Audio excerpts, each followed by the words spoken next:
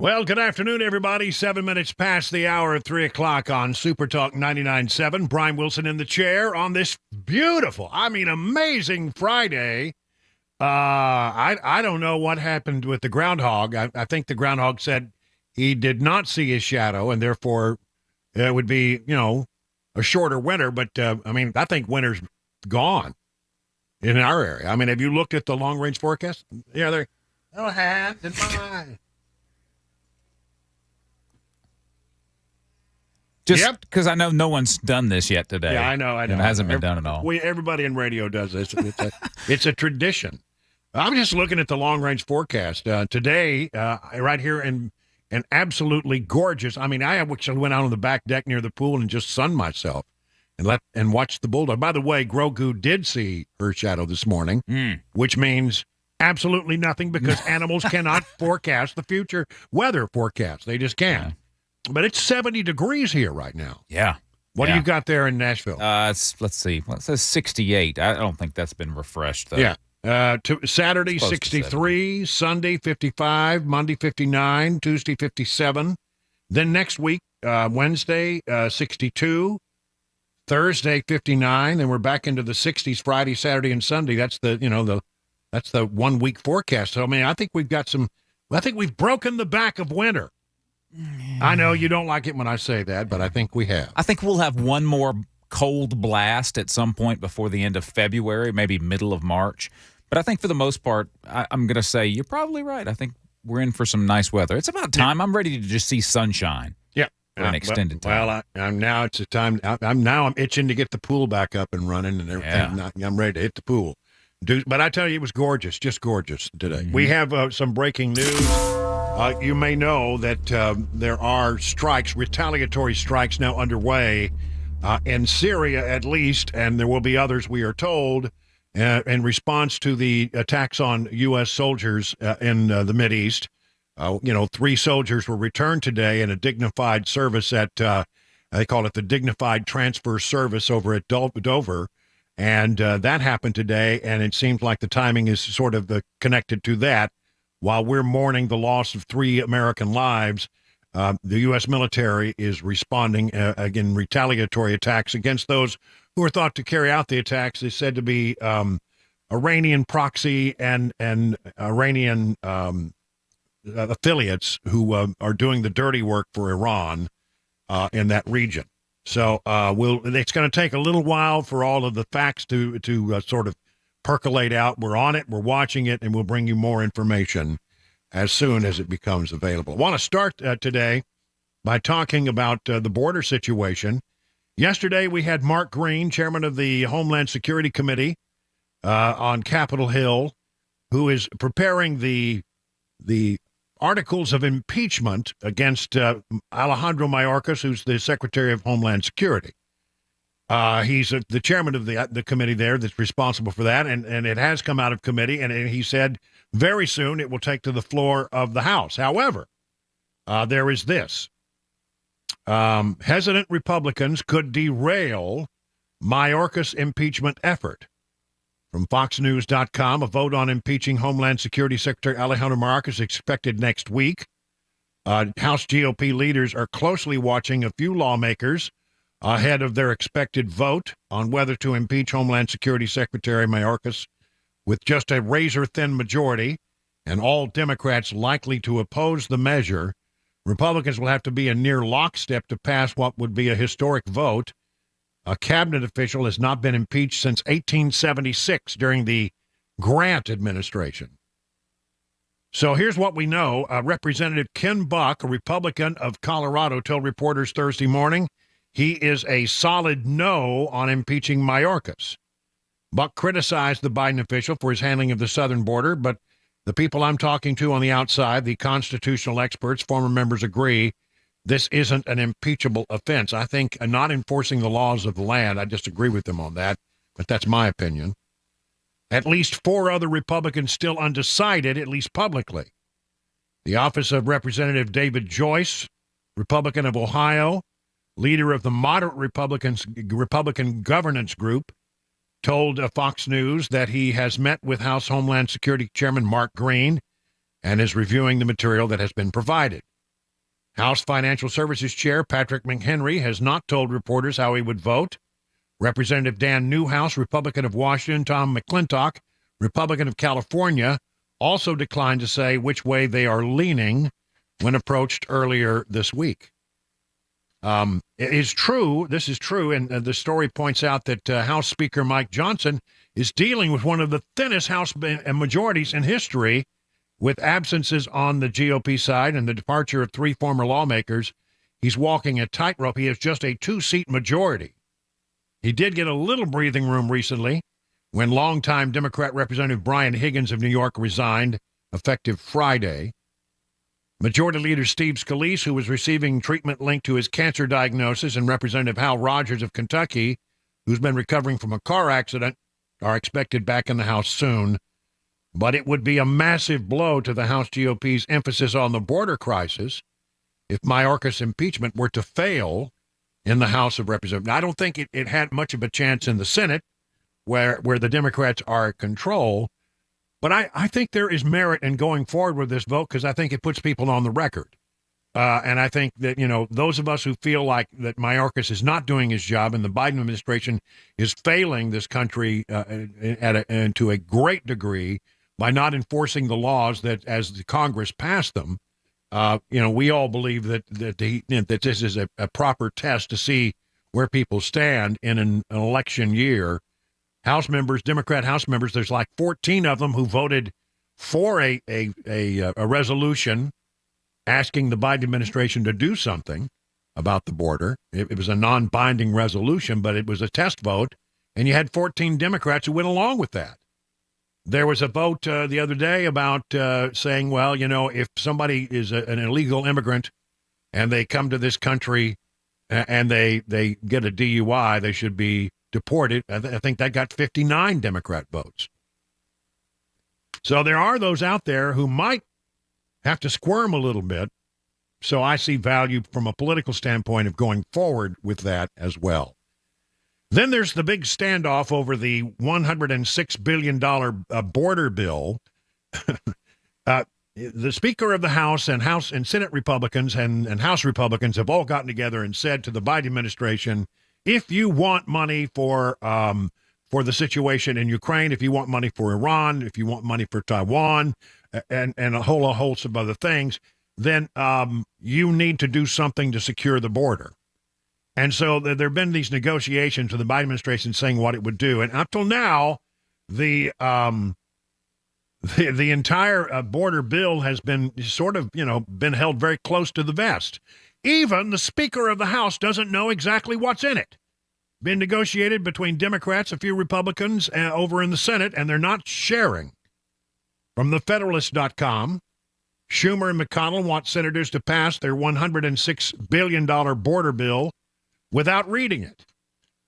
Yesterday, a reporter standing outside the Senate chamber told me that after 4 months of secrecy, they plan to release the text of the $106 billion supplemental aid border security package possibly as soon as today. And wasting no time, she asked, well, if you get the bill by tomorrow, you'll be ready to vote on it by Tuesday. And apparently, no. A lot of members are saying, no, we're not going to do that. You spend months drafting legislation in complete secrecy, and then you throw it out there and expect a vote? Will Democrats be able to push it through? Yeah. Will it go anywhere in the House? No. It's not going to be acceptable in the House of Representatives if what we are hearing is in the bill is actually in the bill. So there you have that.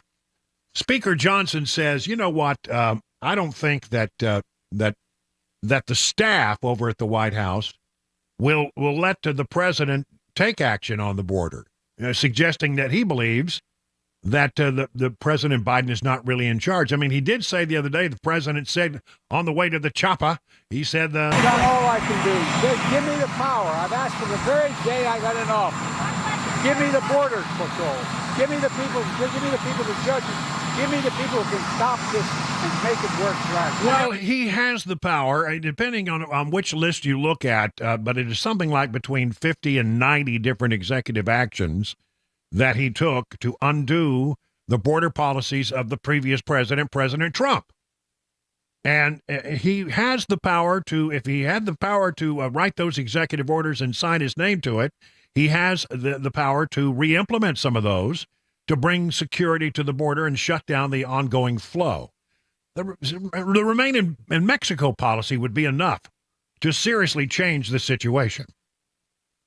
But he has the authority. What everybody is sort of suggesting here, and what I think the speaker is suggesting, is that the staff is really running the place right now. He knows that he has the authority. We've documented it for him. I've read him to the law myself, read him the provisions of the law and said, Mr. President, please take action, said Johnson on Fox Business Friday morning. I don't think I'm allowed to do it. I'm not sure. Joe Biden is actually making these decisions. I think the staff around him, they're pushing him to hold the line and keep the border open. Johnson's been pressing Biden for weeks to take executive action, according to thehill.com, on border and migration policy, including reinstating the Trump-era Remain in Mexico policy and restarting construction of the wall on the U.S.-Mexico border. Push comes as Johnson criticizes a deal being crafted by a bipartisan group of senators pairing an increase in Ukraine aid with border and migration policy changes. While the text is not yet out, why the hell is it not out? Johnson said that if the bill's contents are as reported in the press, it is dead on arrival in the House. So, it doesn't sound like they're going to get anywhere with this thing. And in the meantime, it really has slowed down. But, it does slow down in the very cold months. And who knows what will happen next. But it hasn't slowed down. It hasn't completely stopped. And I think a lot of people are sort of looking at the situation and wondering what's going to happen and biding their time. I think there was a big push to get in before the rules changed. I think that wave of people have come through. I think there are a lot of people who saw the looming election and sort of figured, well, there's going to be some changes. Let's get in early, and they rushed the border, and that's why we saw such tremendous numbers in December when normally you don't.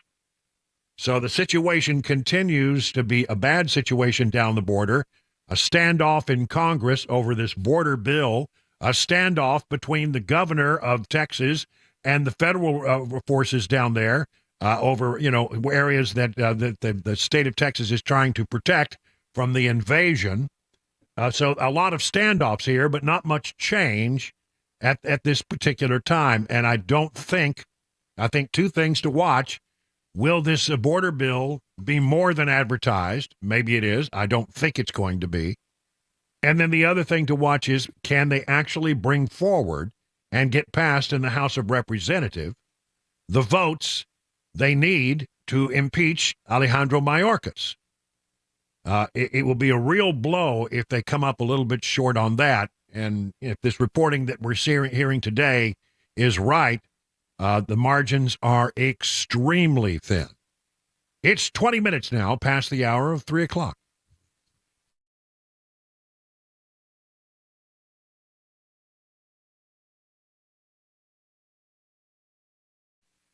Listen, if you've had problems with your heating or your air conditioning or your plumbing in this bad weather, listen, you just need to call the number I would call, 615-775-7833. That's the number to Busy Bee HVAC and Plumbing. They'll come right out to your house and get you up and running. I'm telling you, I've had to do that on very short notice sometimes, and I've found that they were tremendously responsive to my needs. And here's the way that you keep from having problems. Do a little preventive maintenance. And at the Beehive, you can be a member of the Beehive Club for as little as $99. You'll get 3 thorough maintenance services on your systems, one aimed at heating, one aimed at cooling, one aimed at plumbing. Never any overtime charges, 24/7, and 10% off all repairs. Busy Bee Plumbing, Heating, and Cooling is your official Rude Pro partner. For satisfaction guaranteed, call Busy Bee Plumbing, Heating, and Cooling, 615-775-7833, online at busybeehvac.com.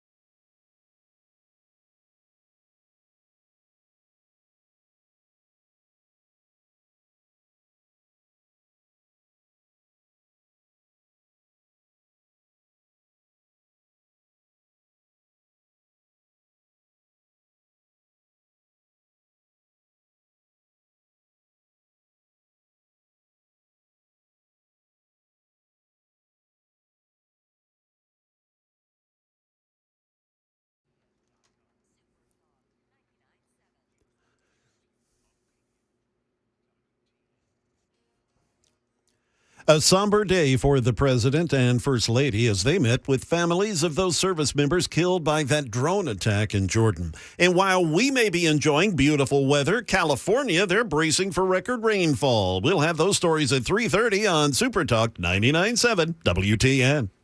It's 25 minutes now past the hour of 3 o'clock on Super Talk 99.7. Jay Harper in for Mac Morey, still recovering. We hope to have him back soon. And then over there in the mothership, as he always is our good friend Chris Weber. He's there with all the blinky buttons there on the battle bridge of the starship WTN. I'm trying to think of some clever, catch line like, full shields.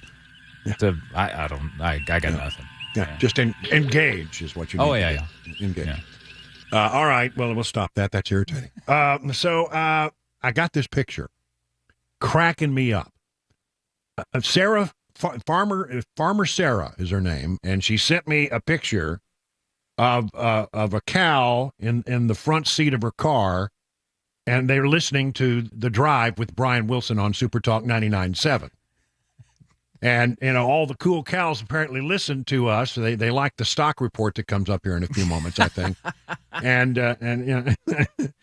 I thought we need to have a new promo made of it. Something like news for them that moves. Moves you can use. Moves you can use. There's so many questions with that photo. Like, the first one that comes to mind is, what the hell's the cow doing in the front seat of the car? I don't know. It's not a full-grown cow. It looks like a heifer to me. It's bigger than a calf, so I don't know. But I thought it just cracked me up. They're on the data screen on the big. It's apparently a pickup truck.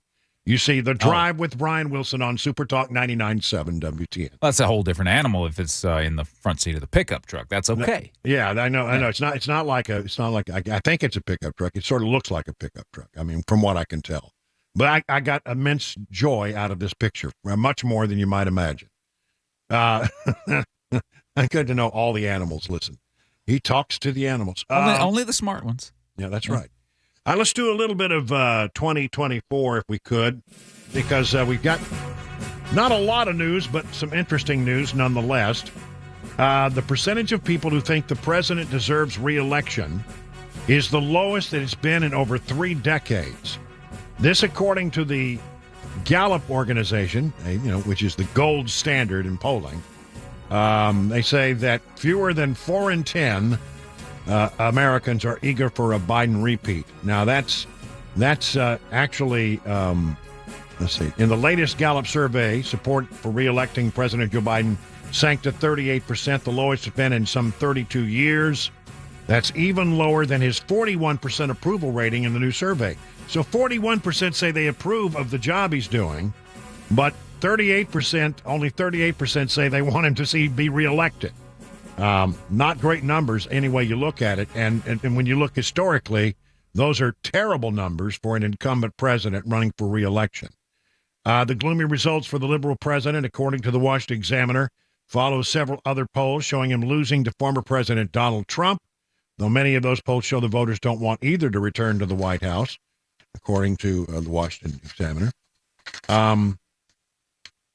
Gallup did offer a glimpse of hope for the incumbent. The survey firm made the case that a couple of other recent presidents were underwater in polling, leading to an election won, though none were quite as bad as Biden is. So there you go.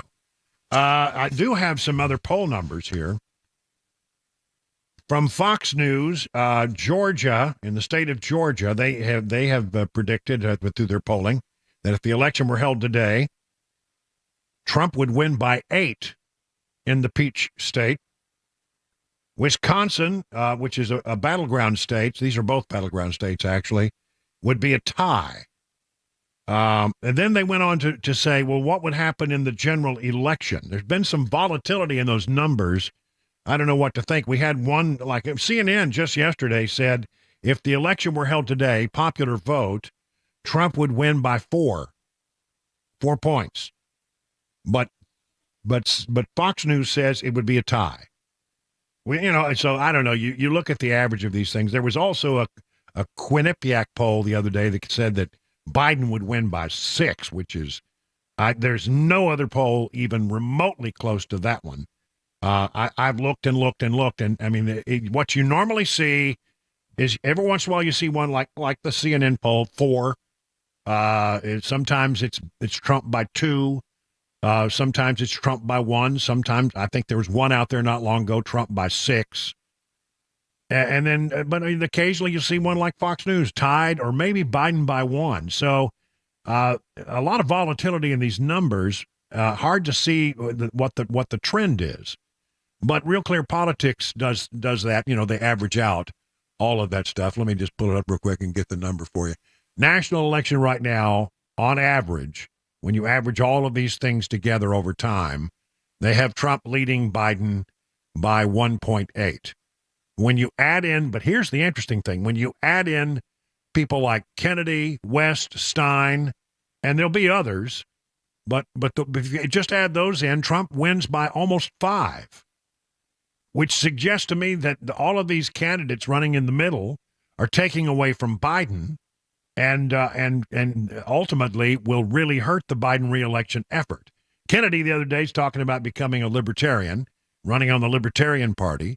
We still have the No Labels Party, which is out there, so who knows how that's all going to shape up. A lot of news with regard to what's happening in the Middle East right now. Time for the news on Super Talk 99.7 WTN.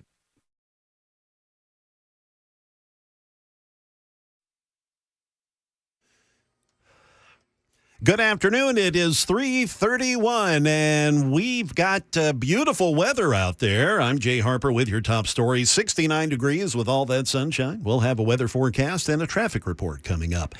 A somber day for President Biden and the First Lady as they met with the families of the 3 service members killed in the drone attack in Jordan ahead of the dignified transfer of remains. However, right now, the U.S. has started retaliatory strikes aimed at militia groups the administration believes are responsible for those attacks in the Middle East. And, of course, as we know, that killed 3 U.S. service members. Here's ABC's Karen Travers with the latest. President Biden said Tuesday morning he had decided how the U.S. would respond to the drone attack in Jordan. He had met several times with his national security team to go over options. When asked this week why the retaliatory action did not come sooner, White House officials said the president would respond in a time and manner of his choosing on his schedule. The president said this week the U.S. does not want a wider war in the Middle East. Well, while we're enjoying all this beautiful weather for the moment in Middle Tennessee, Southern California bracing for what could be the biggest storm in nearly 30 years. A storm moving down the coast will combine later this weekend with the atmospheric river that's coming in from the west. It is expected to create a strong, long-lasting system. Alex Stone reports from L.A. Around Southern California today, people are getting help from firefighters, filling up sandbags, getting ready for what's being predicted could be 10 inches of rain beginning on Sunday night and lasting for days. Tricia Davenport had her garage flood already this week and doesn't want it to happen again. And so when that stuff gets wet and you have to haul everything out and dry everything out and put it all back. Warnings are up that flooding and mudslides could be life-threatening here next week. That is the latest news. Traffic and weather are next. I'm Jay Harper, WTN News.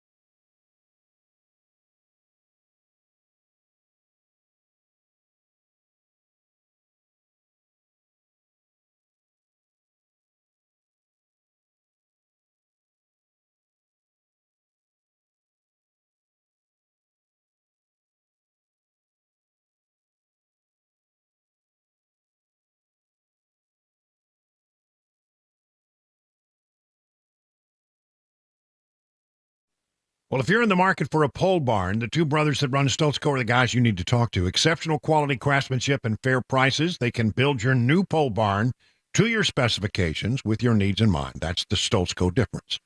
You can use pole barns for all kinds of things. It can function as a classic tool or work barn, garage, even a place to live. Flexibility is key. They combine the classic post-frame barn look with the reliability of modern materials and techniques to give you a finished barn that will stand the test of time. They don't scrimp on quality. They don't cut corners. They believe their customers deserve only the best.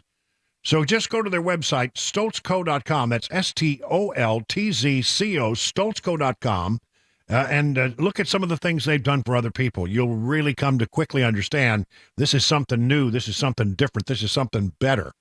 And then give them a call at 615-622-5992. Stoltz Co., where quality workmanship and great customer service is affordable. Learn more at stoltzco.com.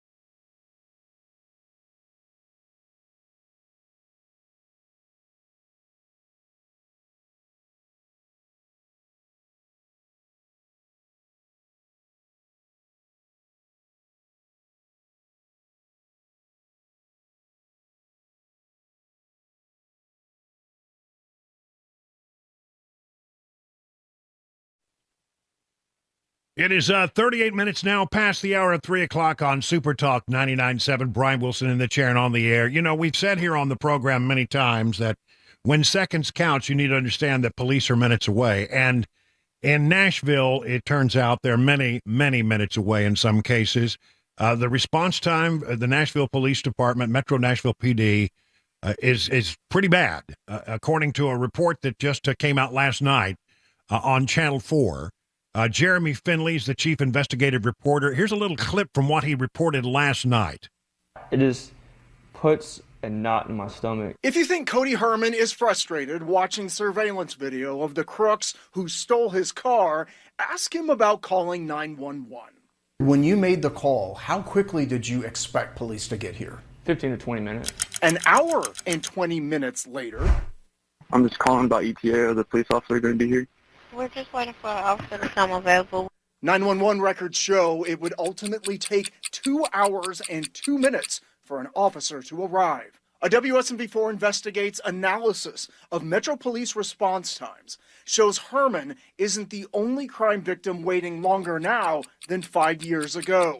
Take a look at urgent calls for crimes that have already happened, not in progress. People reporting rape and domestic violence.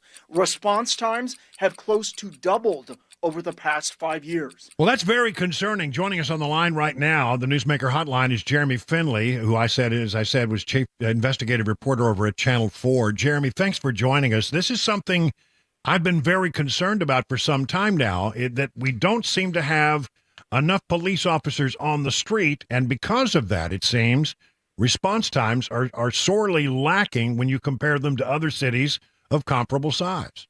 Right, that's right, Brian, and thanks for having me on. So that was the reason that we looked into this, is that we had several of our viewers reach out to us with concerns about how long it was taking police to respond to these calls.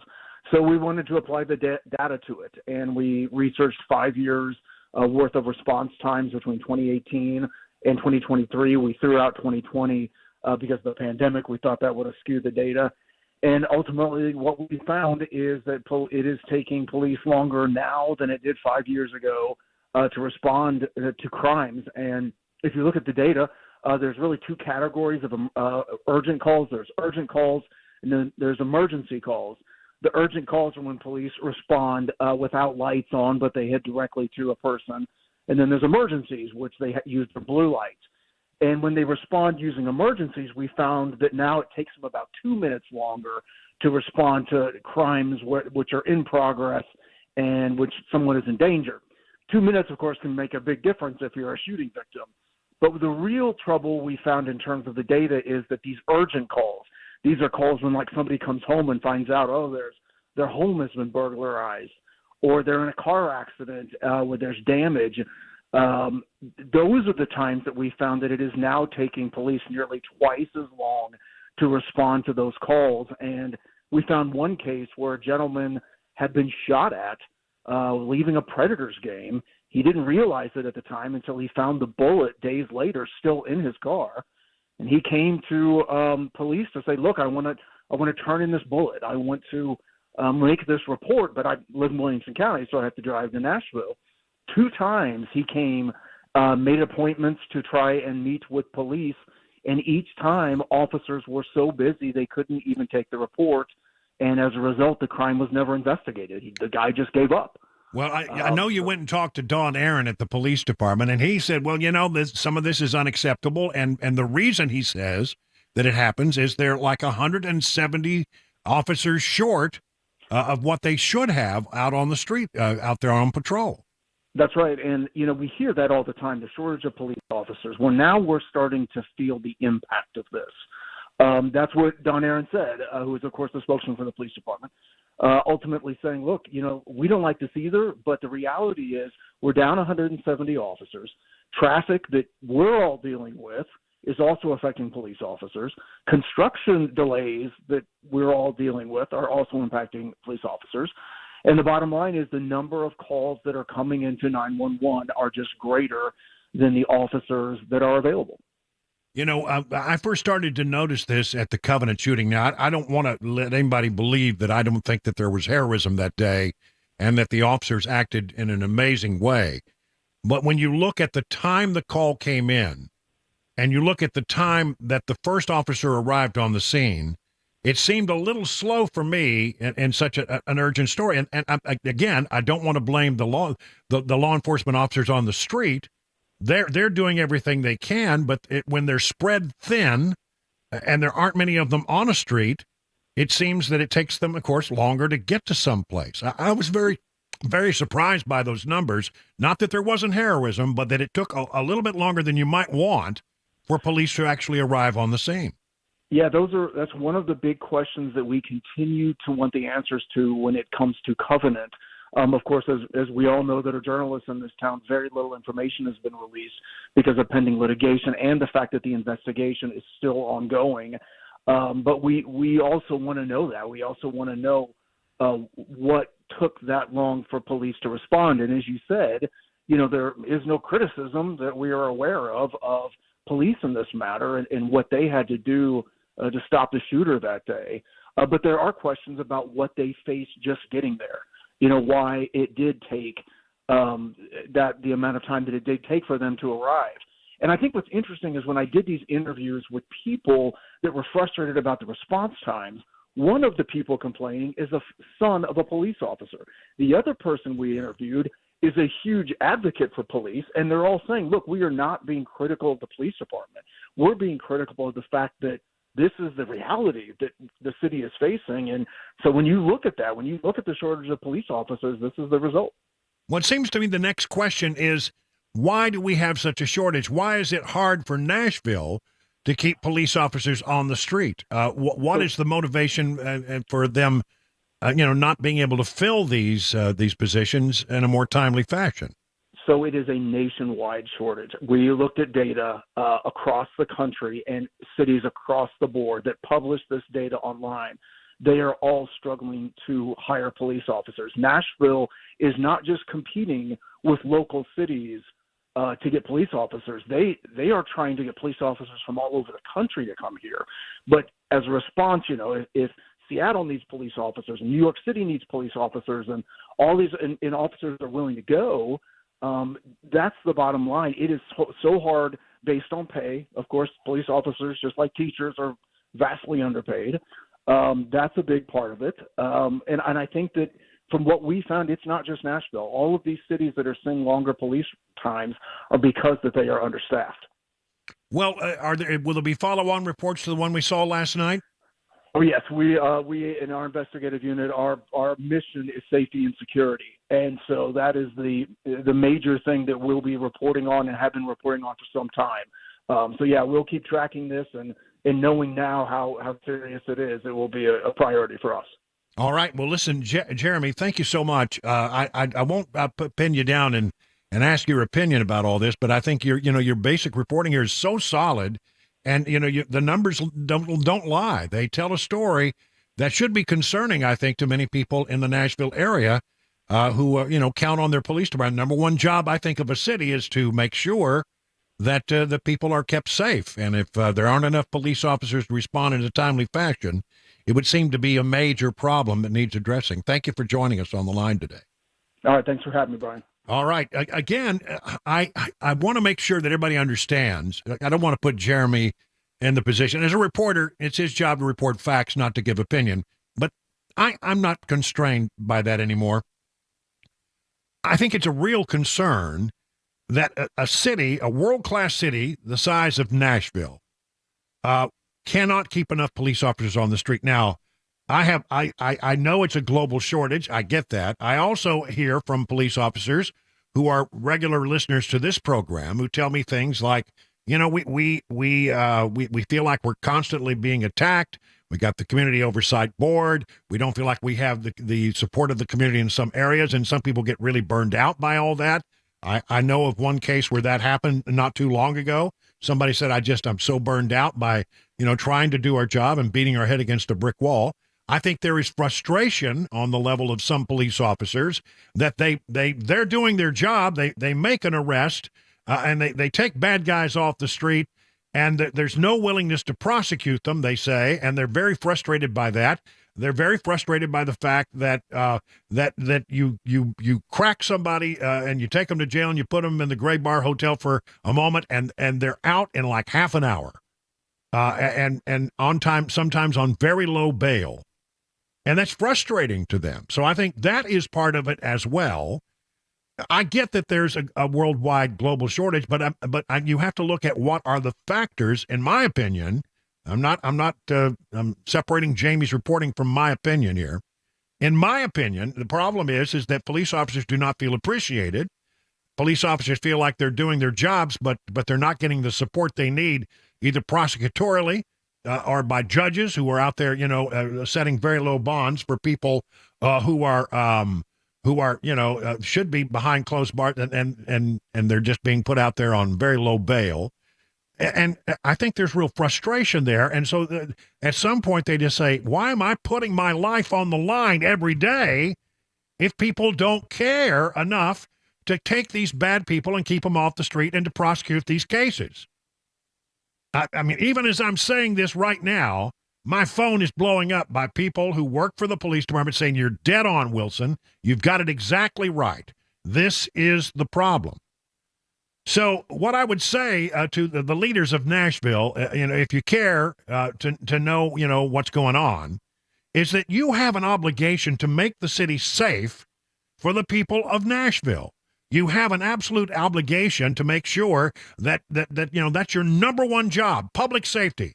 All the other stuff that you do, all the other feel-good stuff that you do should come well after you do the basics, which is public safety. Make sure that the police department is got what it needs to do its job and is fully funded, and there are enough people on the street. Make sure that you got the fire department funded to do their thing, that when you need a 911 ambulance, one comes pretty quickly. Those are the basics. Then there's things like, well, okay, make sure the roads don't have potholes and make sure the trash gets picked up. Those are very important things.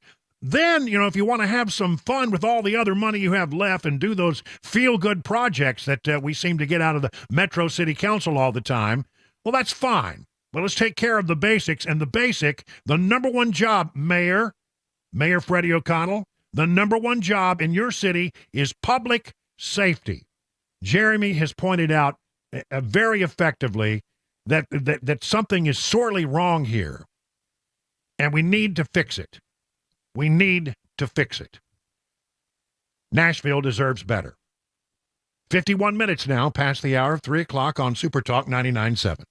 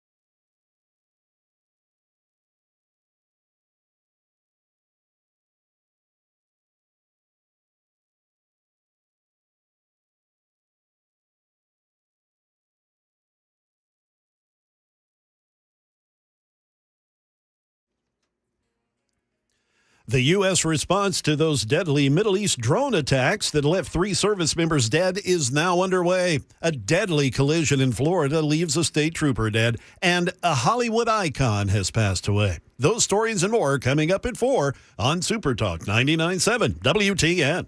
All right, well, let's take a look at the markets right now. Dow Jones Industrial up 134. S&P is up 52. NASDAQ up 267. That's 1.75%. So all screens are vibrantly green, probably as a reaction to a very strong job growth number that came out from the Bureau of Labor Statistics today. And apparently Meta had a big, much better than expected guidance on its first ever dividend. So apparently good news on the high-tech stocks. This brought to you by Beacon Capital Management. Learn more at beaconcm.com.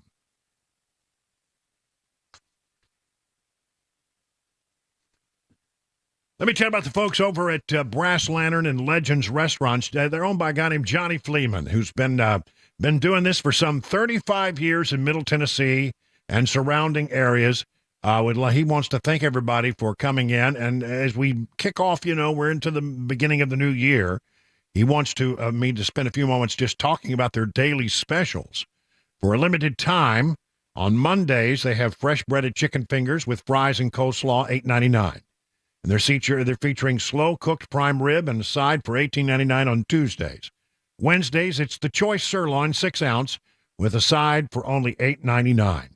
And Thursdays, hamburger steak dinner for $8.99. Sundays, they feature 3 pasta dinners, each of them $9.99. Listen, for 35 years, the Brass Lantern and Legends restaurants have given you authentic, made-from-scratch, delicious recipes at affordable prices. Good food at good prices. So listen, don't forget, they also have daily lunch specials starting at $6.99. And also don't forget to pick up some of those delicious Johnny Fleeman products at your local grocery. You're going to enjoy your next visit to the Brass Lantern and Legends restaurant nearest you.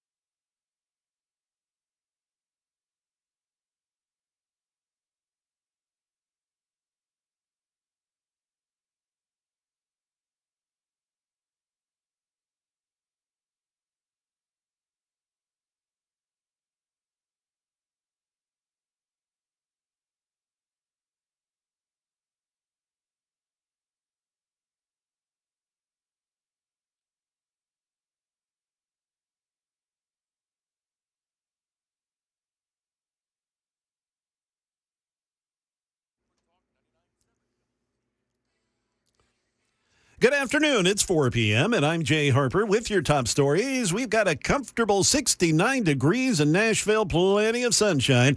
We'll have the traffic report and an updated weather forecast here in just a little bit. The start of the U.S. response to the drone attack in Jordan last Sunday has begun. Here's ABC News' Karen Travers with the latest. The U.S. has started retaliatory strikes aimed at militia groups the administration believes are responsible for recent attacks in the Middle East, including the drone attack in Jordan that killed 3 U.S. service members. This is the beginning of what is expected to be a multi-day, multi-country, multi-targeted response. National Security spokesman John Kirby telling reporters on Air Force One on Thursday, "The first thing you see will not be the last thing you see." Reports are that the U.S. airstrikes have already employed over 125 munitions in the region. A deadly collision on a Florida highway has left a state trooper and the driver of an 18-wheeler dead. It happened very early this morning when Trooper Zachary Fink was pursuing a suspect driving recklessly on I-95 through St. Lucie County. The suspect made a U-turn, then driving in the wrong direction. Officer Fink followed him and then tried to end the chase, but collided with the tractor trailer. This all happened about 3 o'clock this morning along I-95. Other troopers rushed in to assist. The truck driver, he was pronounced dead at the scene. 26-year-old trooper Fink, he later passed away in a hospital. The department says David Kerner, who is Florida's executive director of highway safety, is in mourning. It's a very sad and difficult day in the state of Florida, in this community, for the profession of law enforcement and for the Florida Highway Patrol in particular. The suspect eventually crashed the vehicle. He took off. That sparked a big hours-long manhunt. Police did finally have the guy in custody. And Carl Weathers, one of the stars of everything from the Rocky movies to The Mandalorian, has passed away. In his 20s, Carl Weathers was a man torn between two loves, football and acting. He played 2 seasons for the Oakland Raiders as a linebacker, but when that didn't work out, he pivoted to TV and film, booking small roles here and there until 1976's Rocky. Nobody goes the distance with me. Get up out of that chair, chump, and let's finish this fight right now. Weathers played Apollo Creed in 4 Rocky films and had memorable roles in Predator, the comedy Happy Gilmore, and most recently an Emmy nomination for the Star Wars series The Mandalorian. Try me. Weathers died in his sleep Thursday. He was 76. That's ABC's Jason Nathanson reporting. There you have the latest news, traffic and weather there next. I'm Jay Harper, WTN News.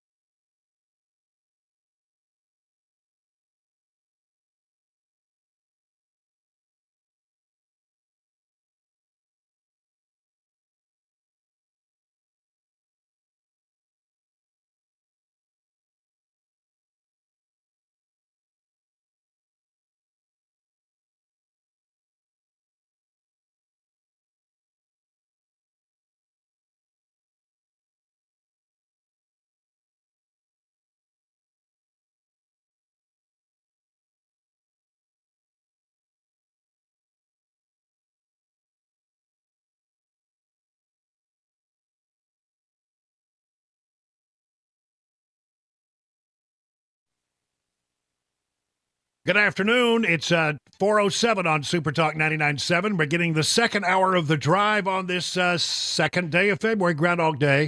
We don't care because we believe here on the drive that rodents cannot predict the weather. But he did not see his shadow, if you're interested. I'm kind of surprised by that, honestly. Yeah. I thought he would. Yeah. Well, more often than not, he does see his shadow.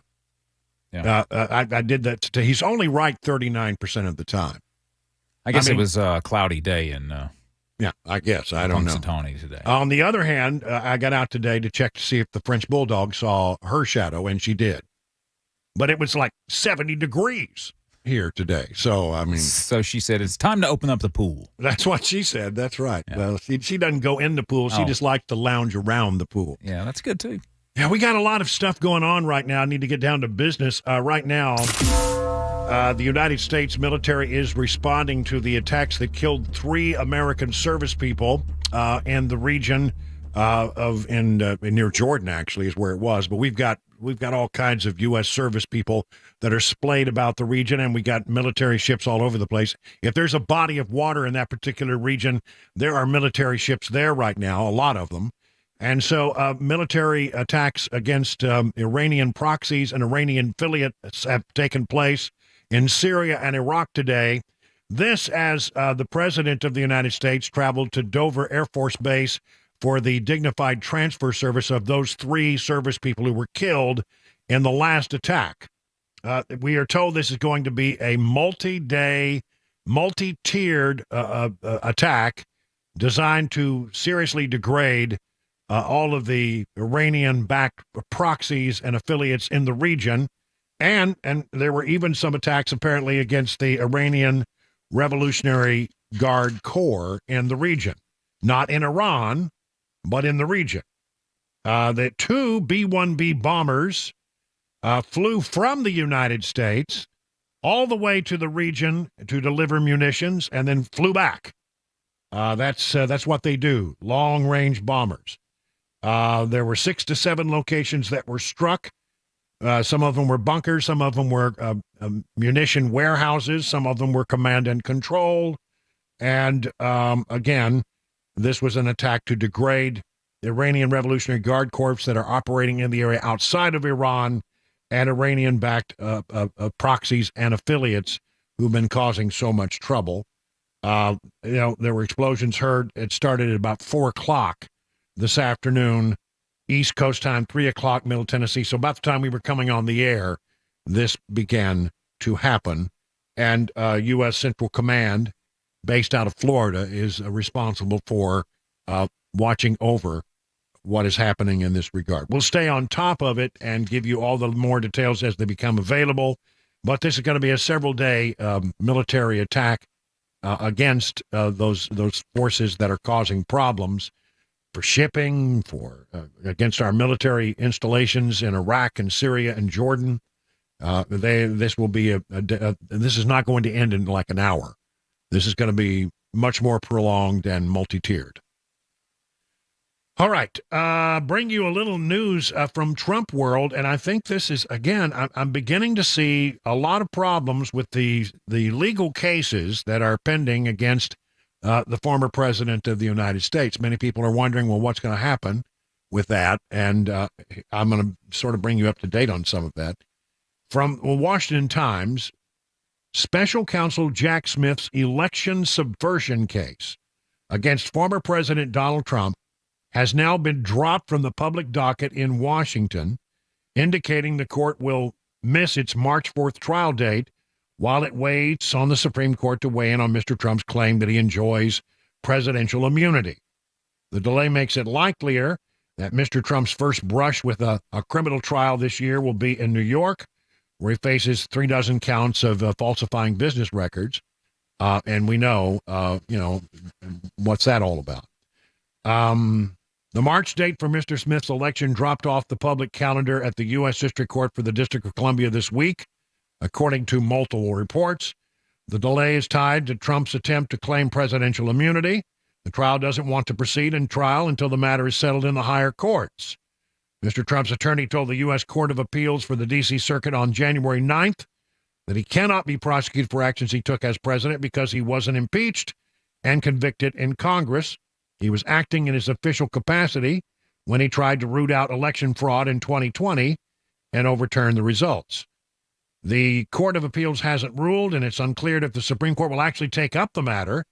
And until all that is resolved, Mr. Smith's case is on hold. So here's what could happen. So it's before the appeal court, and Jack Smith has asked the Supreme Court to rule. Supreme Court has not shown any indication about whether they're going to rule or not. If the appeal court rules, and let's say the ruling, let's say it's a good ruling for Trump, well, it pretty much kills Jack Smith's case. If it's a bad ruling for Trump, he then can ask, I believe I'm correct in saying, the entire appeals court to consider the case en banc. In other words, it's a 3-judge panel, I believe, right now. And he could then say, okay, we want to appeal this en banc and have all of the judges in the D.C. Court of Appeals, consider the matter. And then if he gets a good ruling there, well, again, it kills Jack Smith's case. If he gets a bad ruling there, it still goes to the Supreme Court for a final ruling. He'll appeal it to the Supreme Court. Supreme Court could choose to take it or not take it. But one way or the other, it sounds like this ain't going to happen anytime soon. It seems entirely unlikely that this case can be brought before the upcoming election. It's just, it's slipping, and it doesn't seem like we're ever going to get anywhere before this election takes place. Time is not on Jack Smith's side, it would seem. Now let's turn to that case out of Georgia and troubled district attorney for Fulton County, Fani Willis, who today acknowledged developing a personal relationship with the top prosecutor in former President Trump's Georgia criminal case. But she says, well, there's no reason to throw out the case. So Trump co-defendant Michael Roman last month first accused Willis and Special Prosecutor Nathan Wade of having romantic ties, claiming it rendered the far-reaching Georgia election interference indictment fatally defective. Willis responded to those accusations in court filings today, writing that the motion is salacious and designed to obtain media attention. She did not say that they were untrue, however. This, according to The Hill. She offered a forceful defense of Wade as a leader more than capable of managing the complexity of the case. However, others have, I'm adding this, have observed that Wade has never taken on a case like this. In an attached affidavit from Wade, he insisted he was no more than friends with the district attorney prior to his hiring in 2021. Yeah, right. In 2022, he says, Willis and I developed a personal relationship in addition to our professional association and friendship. Roman's motions asked for the charges against him to be dropped and for Willis, Wade, and the Fulton County District Attorney's Office to be blocked from continuing to work on the case. At nearly the same time, Wade's estranged wife raised the issue in her ongoing divorce proceedings.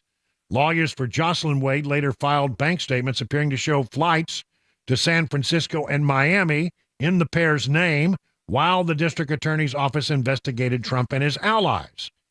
In the filing Friday, Willis denied any benefit from her relationship with Wade.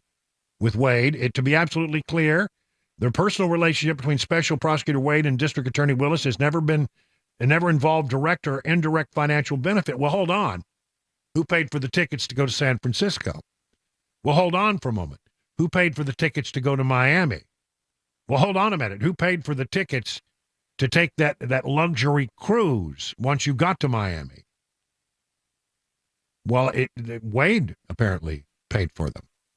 Did she go on those trips? Isn't that a personal benefit?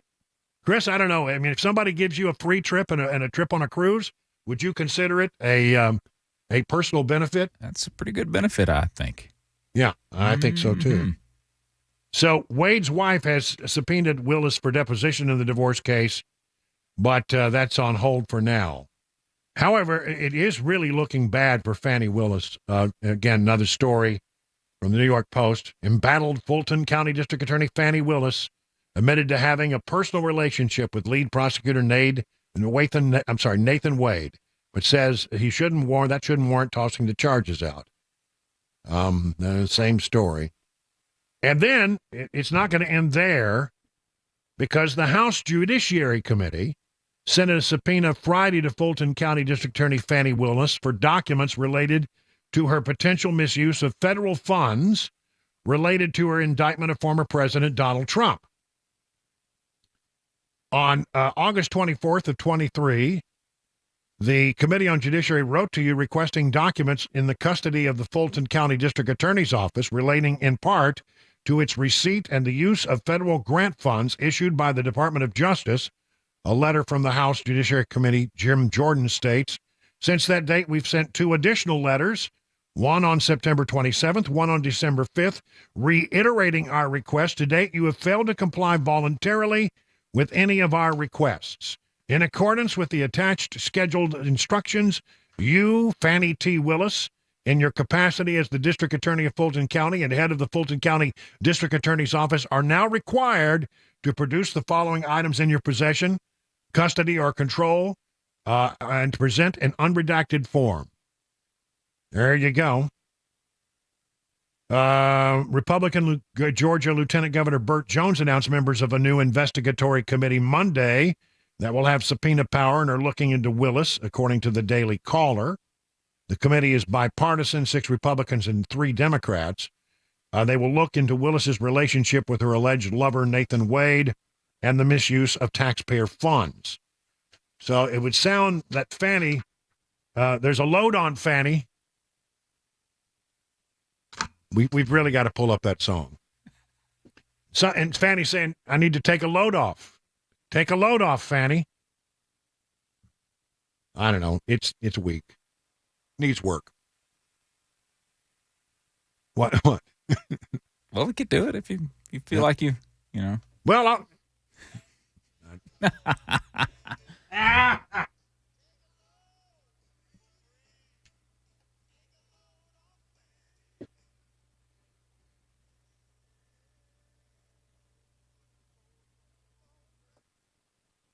it is 20 minutes now past the hour of 4 o'clock on Super Talk 99.7 WTN. It's so good. We have had a lot of rain, and we've had some ice and snow, and that can lead to waterproofing and foundation issues. Man, it really can. And if you are finding some of the things around your house that are concerning you, I know, sometimes you don't really want to look that close because you don't know what it's going to be. But listen, it can be a big thing that must be fixed.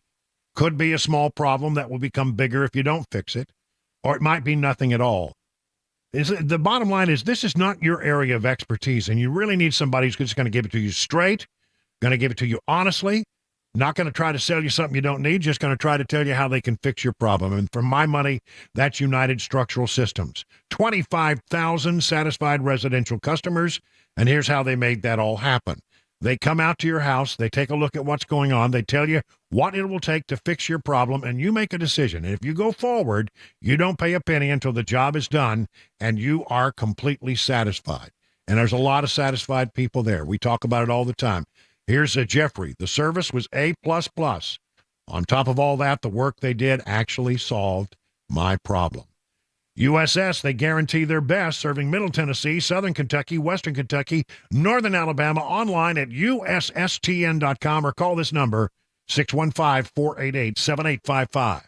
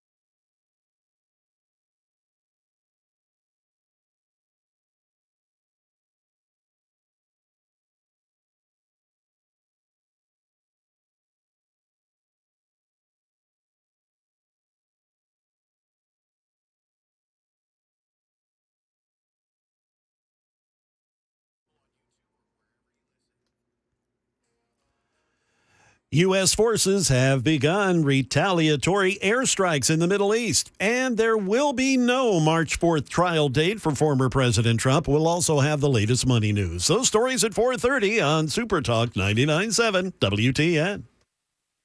It is 24 minutes now past the hour of 4 o'clock on Super Talk 99.7. We are monitoring events in the Mideast. The United States has begun retaliatory attacks against Iranian-backed proxies and affiliates in the region, also Iranian Revolutionary Guard, but not those based in Iran.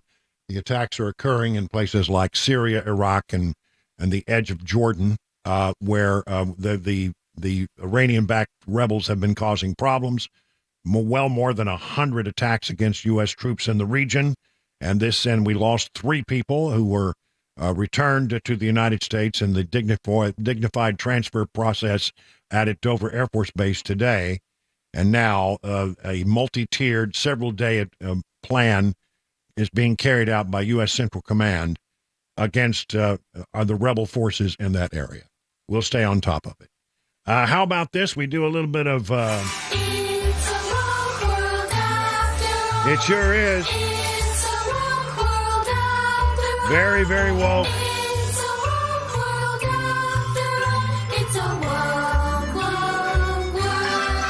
Well, California Governor Gavin Newsom is standing by the state's soon-to-be-implemented Equitable policy. Are you ready for this? In California, they're going to base your electric bill on your income rather than how much electricity you actually use. Even as public and political opposition to the idea builds in the Democrat coalition, a spokesman for the governor said that Newsom is looking forward to seeing a final proposal from the State Utility Commission, consistent with a 2022 law that requires the agency to devise an income-based billing system. California must combat climate change by rapidly expanding the use of clean electricity in our vehicles and buildings, while at the same time making it more affordable for low-income Californians, the spokesman said in a statement. So, understand this. If you happen to have a little money, but you live frugally and you don't run the air conditioner and you don't have a very big electricity bill, then you will be paying more in California if this goes through than someone who maybe doesn't make as much money as you do, but, man, they use a lot of electricity. I mean, it really should be on use. And see, that's the thing. They want the equity, the whole equity thing, to me, is inherently un-American and unfair. And while I do understand that it's difficult for some people to make their electric bills if they're not making much money, and I get that, and I understand, but I think there are programs that can help low-income people when they can't make their utility bills. And certainly most utility companies are willing to make an adjustment and work with people. I mean, I know they are here in Middle Tennessee. They will. If you can't pay your electric bill, the last thing they're going to do is come in and turn off your electricity. They're going to try to find a way to work with you, find some way to help you. And there are programs that can, where you can turn to get some help if you're in trouble. So that I love that approach much more than simply saying rich people are going to pay more and poor people are going to pay less. But that's what equity brings you, things like that. How about this? A lawsuit that has flown under the radar for years shows that the Federal Aviation Administration undermines a skill-based test to help air traffic controllers in an effort to promote workforce diversity. The Federal Aviation Mission and the Biden administration has pledged to continue diversifying its workforce under its diversity, equity, and inclusion and accessibility goals. And at the same time, this lawsuit provides a glimpse into how far the agency is willing to go to achieve those goals, even at the expense of skill-based tests for air traffic controllers. This from justthenews.com. Recently, the FAA completed a barrier analysis of the ATC, Air Traffic Control Occupation, pursuant to the Equal Employment Opportunity Commission. As a result of the analysis, recommendations were identified that we are implementing to improve and streamline the selection of ATC candidates. And while the program graduates did not know that only 14 of them would pass a new biographical questionnaire, despite half of them having previously passed the skill-based test and met all the FAA pre-qualifications. I'm going to try to make this easier to understand. They are bypassing people who passed the skills test in order to put people who did not pass the skills test through as air traffic controllers. The lawsuit uncovered years-long plan by the FAA to diversify the pool of air traffic control specialists after the barrier analysis concluded that minority candidates were hindered by the cognitive test. Look. I want everybody to have an equal chance. I mean, I'm all in favor of equality. I'm not in favor of equity, which says, well, then we have to help people out who don't have the skills to do certain jobs. I mean, is there any job? I don't think there's any job perhaps more difficult than being an air traffic controller. I don't think there's any job that is more important than being an air traffic controller. People flying the friendly skies, want to get there in one piece, and they count on these incredibly high-pressure jobs that are carried out by air traffic controllers. I want them to be skill-based. I don't want accommodations made.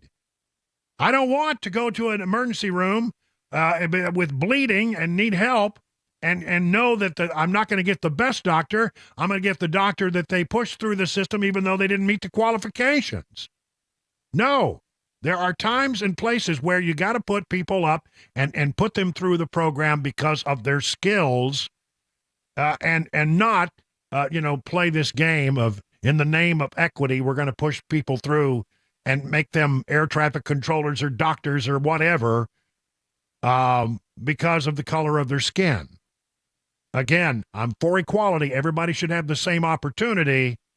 But when you start talking about this equity stuff, it gets complex. Just, think about that the next time you're about to get on an airplane. 30 minutes now past the hour of 4 o'clock on Super Talk 99.7.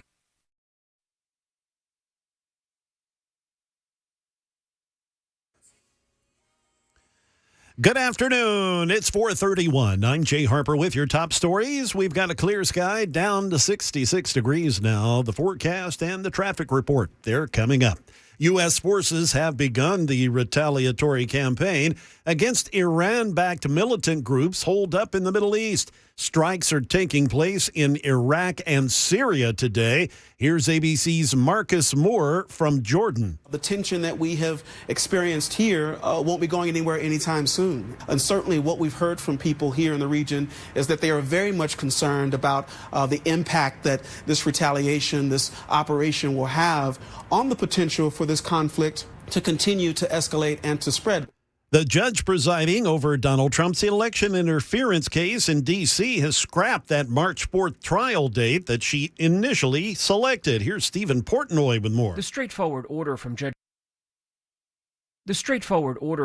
Tanya Chutkin acknowledges that the trial simply can't get underway in just over a month. She suspended all pre-trial preparation in December when the former president appealed her ruling that he did not enjoy absolute immunity from prosecution. That matter is now before the D.C. Circuit Court of Appeals, and the losing side there could appeal that decision ultimately to the U.S. Supreme Court.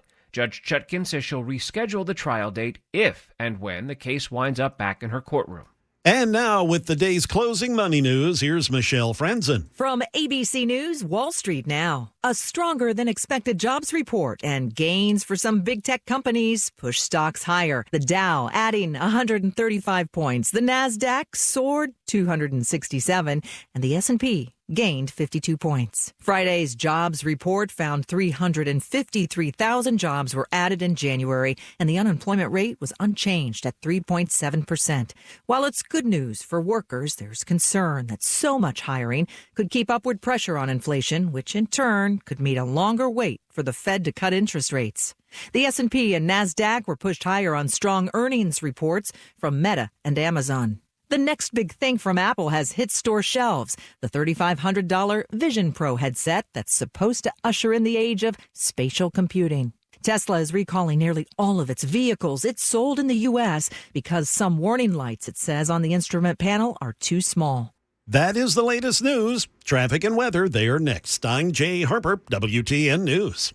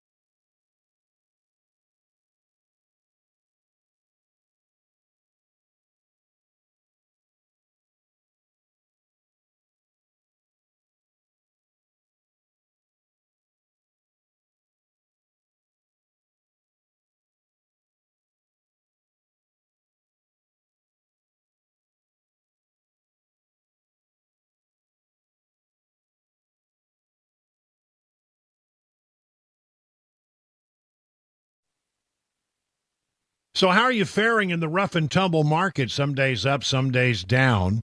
The experts at Beacon Capital Management say, well, they understand it can be a little scary, but here's the thing.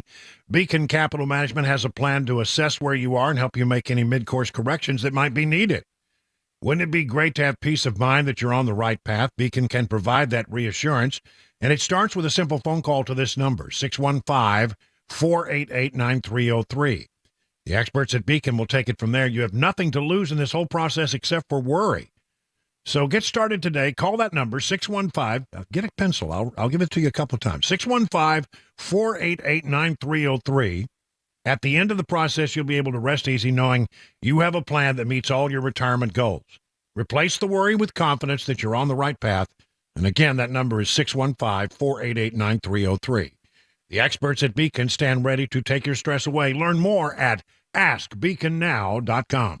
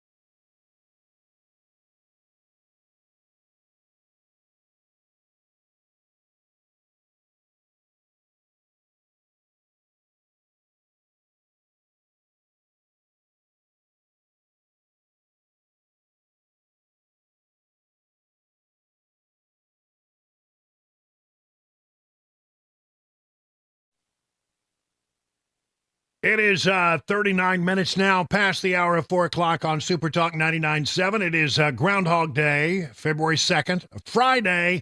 And you know what we do on Fridays? We do it not once, we do it twice. A little thing we like to call Phone Your Farb Friday.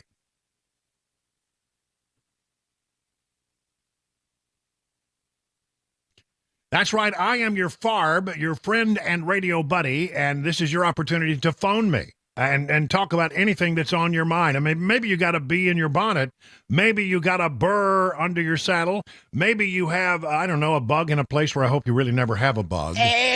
Just get on our 100,000 watt soapbox and express yourself. Get it off your chest. You'll feel better. We love it when we get first-time callers, and we really love it when you have something clear, concise, coherent, and on occasion comedic. But if you're not really funny, don't try. If you think you're funny and you got something you need to say, you think will give us a laugh, then give it a shot. But we'll be the judge of whether it's funny. Okay, it's again 615-737-9986. Listen, I'm telling you, we need you to participate in this and get things off your chest. Maybe you heard some story that piqued your interest or made you angry. Maybe you have a question. Maybe you want to stump the chump. 615-737-9986. We'll start with Andrew in Mount Juliet. Andrew, you're on with Brian on the drive. Andrew, what's on your mind? Hey, Brian, good afternoon. Well, this goes to all of the World Economic Forum people and Biden's administration doing this DEI stuff.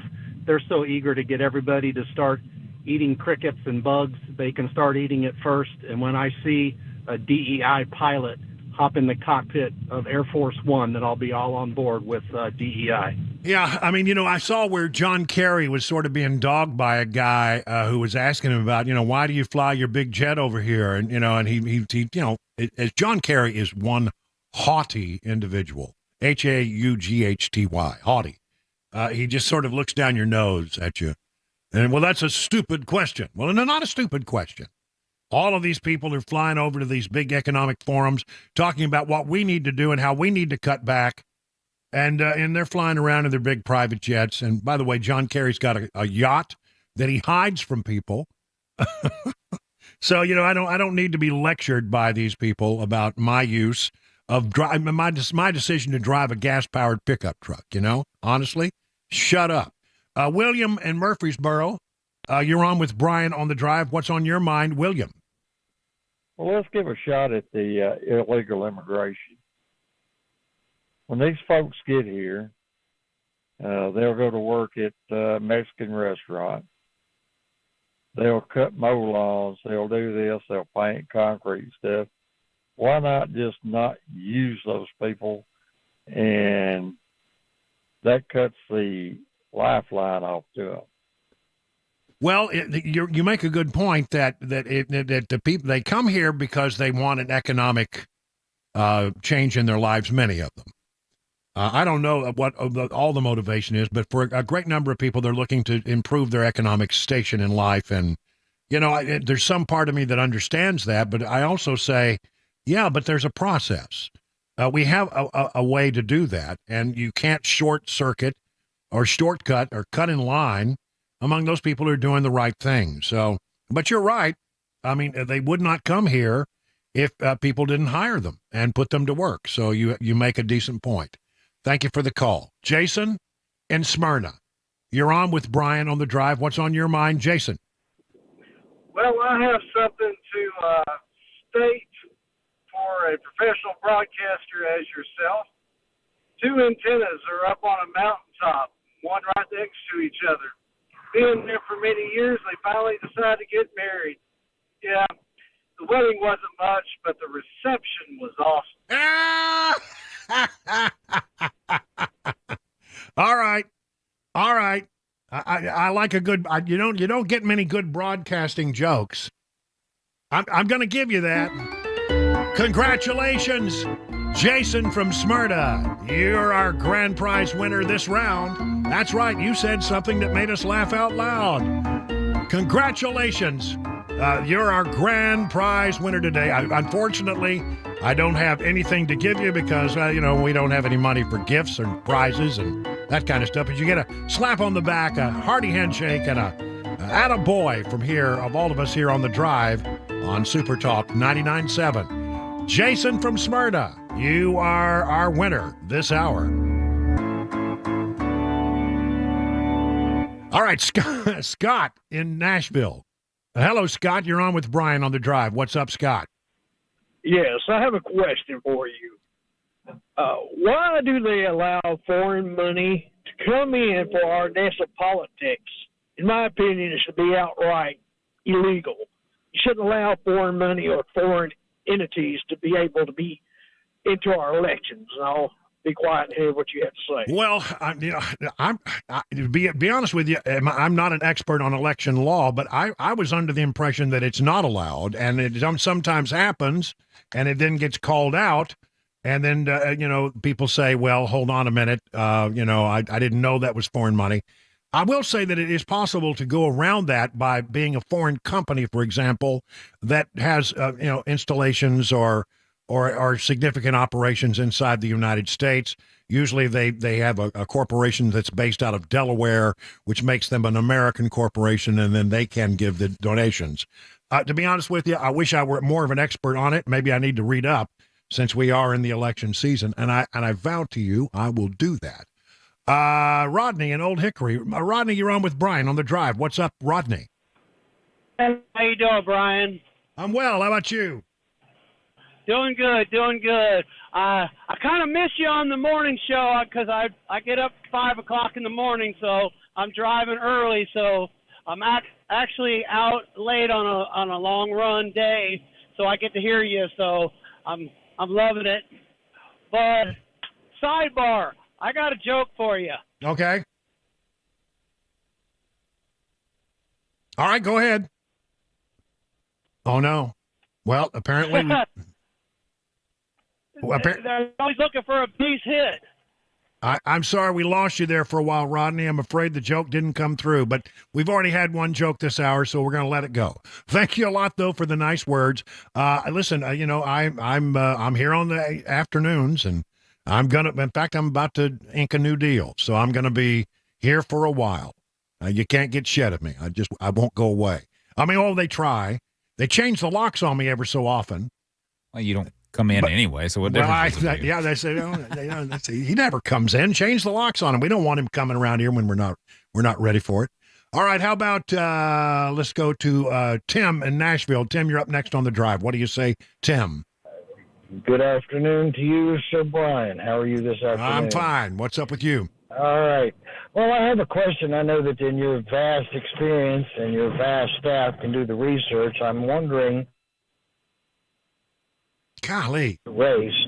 I'm sorry, say again. I was going over some bumps. Why is it when candidates say that when they're getting out of the race, they say they're suspending their campaign versus they are dropping out of their campaign? Why the difference? I think there's a money reason. I'm not sure what it is, but I'll tell you this. I think the other reason is that they suspend and not to close their campaigns in case, something happens. And then all of a sudden the world changes and they feel like, well, you know what? When I got out, it didn't look like I had much of a chance, but there have been dramatic developments, and now all of a sudden I think maybe I'll reopen his campaign. Ross Perot did that one time. He suspended his campaign and then reopened it. So, I mean, that's one of the things I think that is at play in that situation.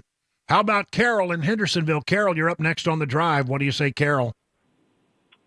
Hey, Brian. I have to differ with your opinion about the unimportance of Trump's running mate. Go ahead. Trump, as we know, will only be available for 4 years should he get elected. And I don't think we need to go through this again in 4 years. We need to have a person in place who can take over after him, and hopefully we could have 8 or even 12 years of change. Well, you know what? I think you make a good point, Carol. I'll grant you that. I think what I was trying to say, and maybe I didn't say it well, was that, like a lot of people traditionally look at the top of the ticket and don't pay much attention who's on the bottom of the ticket. Sometimes you pick a vice president because they bring you an important state and a lot of electoral college votes. And so sometimes you make a decision like that. Sometimes you look, as Obama did, to somebody who is, I must say, perceived to be an expert in foreign policy because he had no foreign policy experience. That's why he chose Joe Biden. Now, I think Joe Biden's an idiot. And I think Joe Biden doesn't. If you want to know what to do on the foreign policy stage, you do the opposite of what Joe Biden thinks. But it gave the impression that he was turning to somebody who knew something about foreign policy, since Joe Biden had served as chairman of the Foreign Relations Committee on Capitol Hill. So, you look to shore up where you're weak if you can. But, in this trial, you're right, though. You're absolutely right, Carol. As we go forward here, you're looking at somebody, if Trump wins, he gets 4 years, and you want a seamless transition into another 8 with somebody who's capable, somebody who can be perceived as worthy of the job. Biden has not done that, clearly, and so it would be important for Trump to make a good decision in that regard. 50 minutes, we'll call it 51 minutes now, past the hour. We'll do this again in another hour right here on Super Talk 99.7. It's 4:51.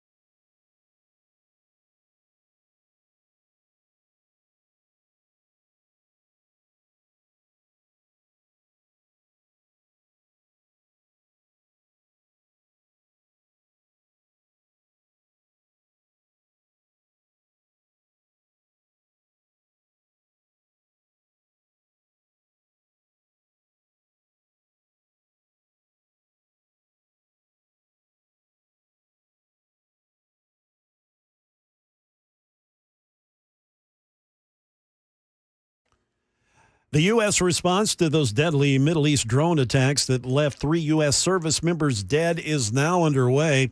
And sad news out of Hollywood. We'll have a report. Those stories and more coming up at 5 on Super Talk 99.7 WTN. All right, coming up, we'll continue to monitor the situation in the Middle East where those strikes are going against Iranian-backed proxies and affiliates in the region, and against the Iranian Revolutionary Guard that operates outside of Iran. So a lot of stuff going on. Will be going on for some time, we are told. We'll have the complete update and bring you the latest information right here on Super Talk 99.7 WTN. It is 58 minutes past the hour of 4 o'clock on Super Talk.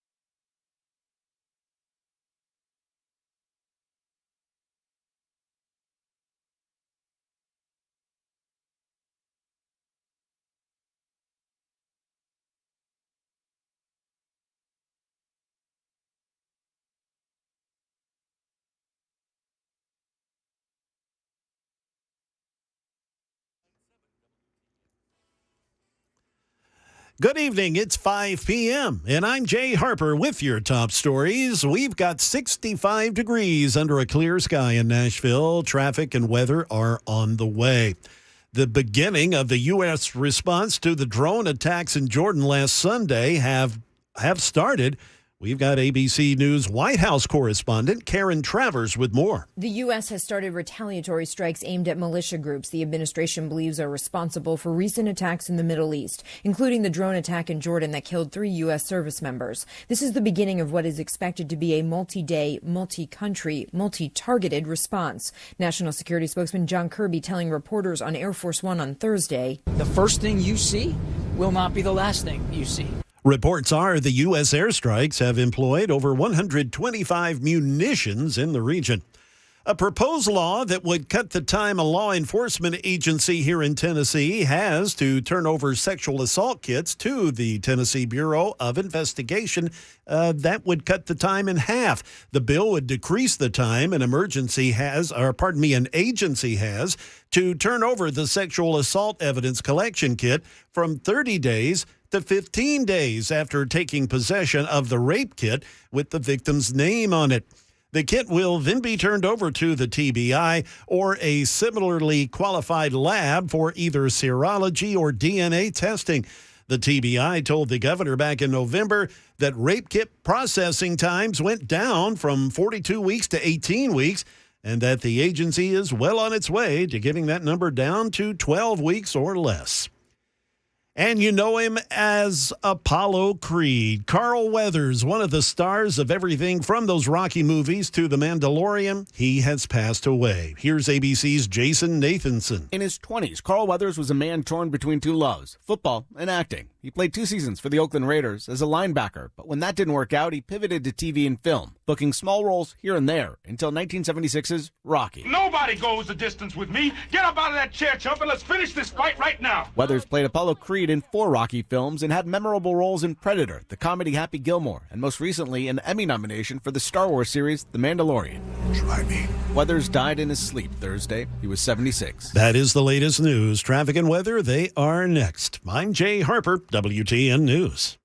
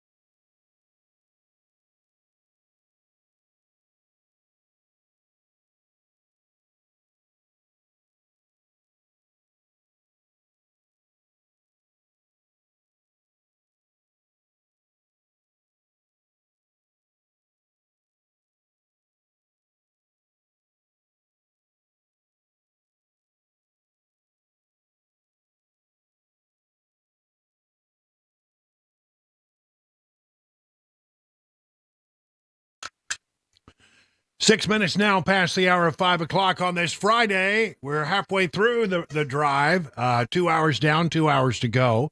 Thank you for listening to the drive. We greatly appreciate it. Glad that you're with us on this second day of February, Groundhog Day. And we got a lot of stuff to cover. If you missed it in the 3 o'clock hour, I want to revisit a story that's going on here with regard to the situation with police department in Nashville, Tennessee. Now, I believe strongly that the most important thing that a government can do for its citizens and should use their tax dollars for is public safety. It's the primary responsibility.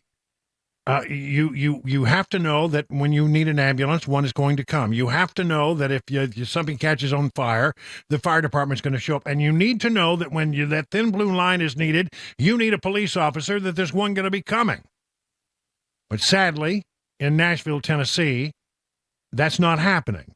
Not happening the way it should happen, at least. They're coming, but they're taking their sweet you-know-what time about it. Jeremy Finley is an investigative reporter over at Channel 4, and he's did a report last night, which I think hits the nail right on the head. He looked at the statistics in a clear-eyed, way to try to find out why it's taking so long for Nashville police to respond to the scene where they are needed. Here is almost all of his report from last night. It's 3 minutes, but I think it's important that you hear this. And then I'll play for you after that a little clip from Jeremy. He was on the show a little bit earlier. It just puts a knot in my stomach. If you think Cody Herman is frustrated watching surveillance video of the crooks who stole his car, ask him about calling 911. When you made the call, how quickly did you expect police to get here? 15 to 20 minutes. An hour and 20 minutes later. I'm just calling about ETA. Are the police officer going to be here? We're just waiting for an officer to come available. 911 records show it would ultimately take 2 hours and 2 minutes for an officer to arrive. A WSMV4 Investigates analysis of Metro Police response times shows Herman isn't the only crime victim waiting longer now than 5 years ago. Take a look at urgent calls for crimes that have already happened, not in progress. People reporting rape and domestic violence. Response times have close to doubled over the past 5 years. Look at burglary. In 2018, it took police 30 minutes to respond, but by 2023, it had jumped to nearly an hour. I would think everybody should be concerned. Jeff Asher is a crime analyst who recently looked at the response times in 15 cities between 2019 and 2022. He found Nashville has an average longer response times than larger cities like New York and Seattle. The longer response times leads to less likelihood of an incident being reported. Which leads us to Joey King. After discovering his car had been shot with the bullet still inside, he arranged to meet with a Metro police officer to report the crime, but no officer ever showed. I've been sitting at the location for the last hour and I haven't heard anything. I'm just going to go ahead and leave. Did you essentially just give up? In a way. But your car got shot at. Yeah. Somebody shot at you. Yeah. And that crime has never been investigated. Mm-hmm. Yeah, it was a very close call. So that crime has never been investigated. Is that indicative that the city has a problem? If everything tracks the way you say and he just was never able to make that report, that should not have happened. Metro Police spokesman Don Aaron says the department is concerned about response times. But because they're down 170 officers, they have to place priority on calls with immediate danger or a crime in progress. We understand that when someone places a call for a police officer, that they want that officer there quickly, immediately. In a perfect world, that would happen, but it just can't. But even the response times to emergency calls, where there's immediate danger, are 2 minutes longer now than 5 years ago. If you're a shooting victim, 2 minutes is a big deal. Yes, a minute or 2 minutes can make a difference. We want to get to those code 3 emergency calls as quickly as possible, and that is the top priority. Well, I got to tell you, it's very troubling when you talk about emergency calls and the lack of quick response. Now, I want to make sure that before we go forward, you understand, I don't think this is the fault of rank and file police officers. There was a shortage of police officers, and we'll get into that. Jeremy was on with me a little earlier, and we talked further about this problem in Nashville, why there are such a slow response time when you need the police. I understand that, when seconds count, the police are minutes away, but in Nashville, it seems they are many minutes away. We researched 5 years worth of response times between 2018 and 2023. We threw out 2020 because of the pandemic. We thought that would have skewed the data. And ultimately, what we found is that it is taking police longer now than it did 5 years ago to respond to crimes. And if you look at the data, there's really two categories of urgent calls. There's urgent calls, and then there's emergency calls. The urgent calls are when police respond without lights on, but they hit directly to a person. And then there's emergencies, which they use their blue lights. And when they respond using emergencies, we found that now it takes them about 2 minutes longer to respond to crimes which are in progress and which someone is in danger. 2 minutes, of course, can make a big difference if you're a shooting victim. But the real trouble we found in terms of the data is that these urgent calls, these are calls when like somebody comes home and finds out, their home has been burglarized, or they're in a car accident where there's damage. Those are the times that we found that it is now taking police nearly twice as long to respond to those calls. And we found one case where a gentleman had been shot at leaving a Predators game. He didn't realize it at the time until he found the bullet days later still in his car. And he came to police to say, look, I want to turn in this bullet. I want to make this report, but I live in Williamson County, so I have to drive to Nashville.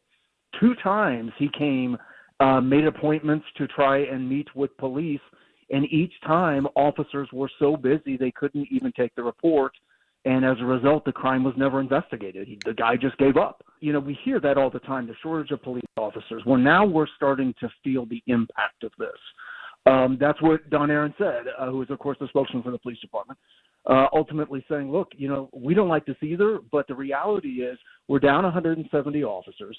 Traffic that we're all dealing with is also affecting police officers. Construction delays that we're all dealing with are also impacting police officers. And the bottom line is the number of calls that are coming into 911 are just greater than the officers that are available. Well, okay. Now, look, it's very easy for the police department to say, well, this is a problem in other markets as well. And there's a global shortage of police officers. I think you have to go a step further and ask, what is causing many police officers to leave the career of law enforcement, which for many was always a lifetime thing. Why are we short-handed? Why are people getting out? Why are people getting burned out? I'll tell you why, because I have the ability to talk to a great number of police officers in Nashville because many of them listen to this program. And when you talk to the rank and file people, they'll tell you, look, it's frustrating. We go out and we do our jobs and we arrest bad guys and we put them in jail and some judge gives them, a low bail and they're out in 10 minutes and they're going right back to doing what they were doing before. And then, if their case never really comes up for trial, they get some kind of sweetheart plea deal. They don't really go out there and prosecute the people who are bad actors, and so they're right back before long doing the same thing. That's part of it. I think they don't feel that they have the support of the council. The council, which, they asked for a specific tool. They said, give us these license plate readers, and it's been nothing but a hassle from the city council. The council doesn't support them with the things that they need to do their jobs. I think there's another problem, and part of the problem is that you have a situation where, we don't have enough people who are trained up and ready to go, and too many people who are riding desks and doing administrative work. There was a recent study that came out that said, when you compare Nashville's police department to other police departments around the country, we have a proportionally high number of people who are not actually on patrol. Let's get some people off of those desks and put them out in the community and help them do the thing. Now, look, I want them to be able to do this thing. Oh, and what about the Community Oversight Board? Who's always, looking to cause any kind of problem, and they don't really want police to be there. Oh, they complain when crime is a problem, but they don't really want police to come in and enforce the law. All of these things very frustrating to police officers, and those are things that I think can be dealt with administratively. I have nothing but respect for those police officers who go out there and do their job and are out there every day, part of the thin blue line, to protect us and to make sure that when we need help, they come running. But they can only come running so fast if they're spread thin. And they are spread really thin in Nashville. We are down 170 officers. 170 officers. So they're burned out. They don't feel like they have the support of the council. They don't feel like they have the support of the mayor. They don't feel like they have the support of the folks at the Community Oversight Board. And they're burned out. And that's why many of them leave and why it's hard to keep these positions filled. And again, it is happening in other places, but we could do better. We can do better. This is unacceptable. When seconds count, you want the police to be there in minutes. Now, I'm going to say this one more time. I'm going to tell this story one more time. And again, I don't want anybody to suggest, I'm saying up front, I don't want anybody to suggest that I don't think that the people who responded, the police officers who responded to the Covenant shooting were anything other than true heroes of the highest order. They were brilliant. They were brilliant. They acted exactly as they should have done, but it took a while for them to get there. Go back and check I'm hoping I had the numbers at one point. I don't have them at my fingertips today. But when you look at from when the first call came in to the first police officer arriving on the scene, it took a little longer than it should have taken in a situation like that. And again, not the fault of the police officers. They got there as quickly as they possibly can, but they weren't many of them, and they were spread thin, and it took a while for them to get there. Now, when they got there, they did exactly what they should have done. But as you know, in a situation like this, like the Covenant shooting, you only have a few minutes before things can really go bad. And the shooter went through that front door like a hot knife through butter, was in that building in a matter of seconds. And there were a lot of people who did the right thing that day to protect children, but still we had terrible losses there. And if you had been there, if the police had been able to get there a little sooner, who knows if perhaps lives could have been saved. Again, not any kind of ill reflection on the police officers who actually responded that day. They were brilliant. And if you've ever looked at the videos from their police cameras, you know they did everything just right. But when you don't have many police officers on the street, it takes longer to get to a place like that, and seconds really do count in a situation like that. Jeremy's right to do this reporting. It is a problem. They will tell you that, well, it's a global problem and it's hard for all police departments to find, but you know what? We can do better to support our police officers and to give them the kind of tools they need to do their jobs, and then to actually put these people who are committing crimes, they get called by the police department, behind bars, make it stick, and prosecute a few cases now and then. Listen, I hope Jeremy continues on this thread. There are a lot of good stories to be found in this regard. And listen, Nashville deserves to have a world-class police department, and right now it's coming up a little short.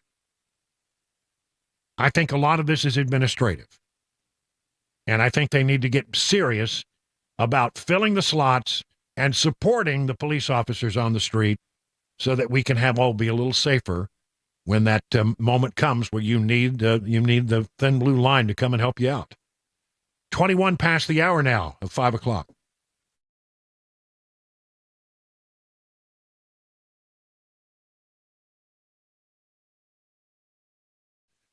Valentine's Day, not that far off. I mean, it's the 2nd of February, so what, 12 more days? That's right. Are you looking for the thoughtful romantic gift for the one you love this Valentine's Day? 2 words, Genesis Diamonds. Maybe it's a simple pendant or an exquisite, one-of-a-kind designer ring. Genesis can help you pick out the most memorable and special piece of jewelry for the occasion. And to make it even sweeter, from now till Valentine's Day, whether you spend $199 or $199,000, Genesis will give you some chocolates, fresh flowers, and dinner out, all at no charge. It's a great deal, guys. It's a one-stop ultimate Valentine's Day experience. When you buy any piece of beautiful jewelry, they will give you some beautiful flowers from Jenny's Florist, some yummy chocolates, and a gift card for dinner at STK Steakhouse. So stop wasting time. Get to Genesis Diamonds. They've got a spectacular collection of memorable romantic gifts from $199 to $199,000. And right now, they're going to throw in chocolates, flowers, and dinner out at no extra charge. Happy Valentine's Day from Genesis Diamonds. 2 locations, Green Hills and Cool Springs.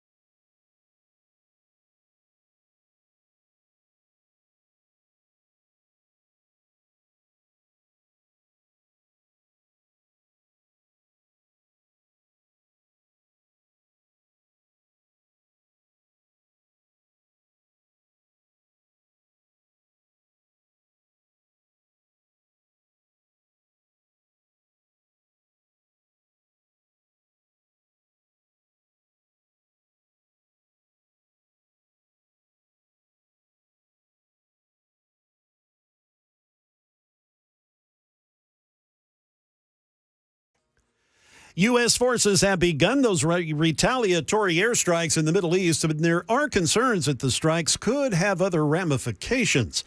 The victims in that hangar collapse in Idaho have been identified, and a shocking discovery at a Seattle estate sale. We'll fill you in at 5:30. That's all coming up on Super Talk 99.7 WTN. It's 25 minutes now past the hour of 5 o'clock on Super Talk 99.7. A reminder that at 5:35, after the news there with Jay Harper, we will begin our second round of Phone Your Farb Friday. Phone Your Farb Friday, you know what it is, buddy.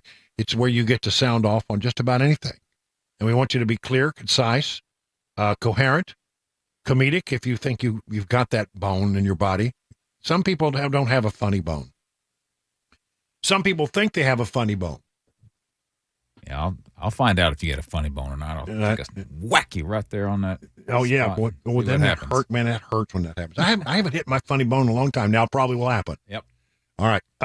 So we love you to participate in that. So get your thoughts together. Again, that's coming up in about 9 minutes from now. I love this story, man. I'm telling you, if you love cars like I love cars, wouldn't you like to have been along for this ride? 22 luxury cars found after sitting in a warehouse for a year, including 6 Porsches and 16 Ferraris. 22 high-end cars were found in a Brussels, Belgium warehouse when the owner of the vehicles called Old Timer Farm, a car collection organization, to have them evaluated. They sent out Xavier Molinar, who's a classic car specialist, and he walked out to the warehouse and his jaw just dropped open. He found many luxury vehicles. It was a load of highly rare Ferrari and Porsches, he said to Jam Press. He said the cars had been sitting for some time. They looked to be in great shape. They were all wrapped in car covers. In total, Molinar counted 16 Ferraris and 6 Porsches, noting that the large number of Ferrari Testarossas stood out. Wow. Yeah. The classic car specialist said the vehicle was spotted in different colors and versions. The Porsche 911 cars were spotted in turbo and S models, saying most of the vehicles in the warehouse were rare finds. Some of these models have disappeared from the streets and have been the subject of intense searches by collectors. They are occasionally encountered maybe at a fair or a car show, but rarely. The rarest car in the collection was a Ferrari 365 GT4 BB, along with a Ferrari 550 Maranello and others. The Ferrari 512M he spotted was yellow in color, and rumor is that only 10 of them were made. Wow. 10 of them were built by Ferrari. In this exceptional, unrestored condition, it's perhaps the only one in the world. All 22 vehicles were moved to Old Timer Farm in Alter, Belgium, where they'll be restored and put up for sale, according to that organization. Wouldn't you like to have stumbled into that? You always talk about barn finds. That's not even. Yeah, that's a whole nother. That's a whole nother level right there. I mean, you got to understand a Testarossa. I mean, those things are so expensive. I used to have the poster of the red Testarossa on my wall when I was a kid. Yeah, I know. Yeah, I loved it. I know, and I'm telling you, these are rare, and they're going to go for millions of dollars. And the thing about it is they apparently are in really excellent condition, and they don't need much restoration. I mean, you might just drain them, and sort of relubricate the engines and start them right up. I mean, it shouldn't take that much to get them up and running. Wow. And again, just all there. And I wonder who owned them all. Yeah, that's what I'm wondering. Like, how did they get there, and why did they just sit there, and why did no one know about this? Yeah, I know. I love to watch those old car shows, where they stumbled into some rare barn find, and but it's covered with, chicken poop and yep. 9-inch layers of dirt. Yep. Rats have been nesting in there. But these had professional covers on them, and they are well preserved. Wow. I used to hear stories about people in the West Texas oil field when, people make big money. Sometimes they would do things like they would buy a car, drive it out of the dealer and into a storage unit. And they would just sit there for decades. And there was one that was, that everybody talked about, was a 56 Thunderbird that somebody had literally, it had 4 miles on it. They drained it, put preservatives in it, and put it in a big storage container, and it stayed there for decades. And then finally somebody decided to pull it out and sell it to pay for their kids' college education. Yeah, I bet. It's 30 minutes now past the hour of 5 o'clock on Super Talk 99.7.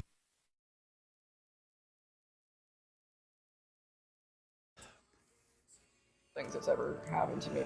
Good evening. It is 5:31, and I'm Jay Harper. This is, we've got a clear sky currently and 63 degrees on Music Row, a traffic report and a weather forecast there coming up in a few minutes.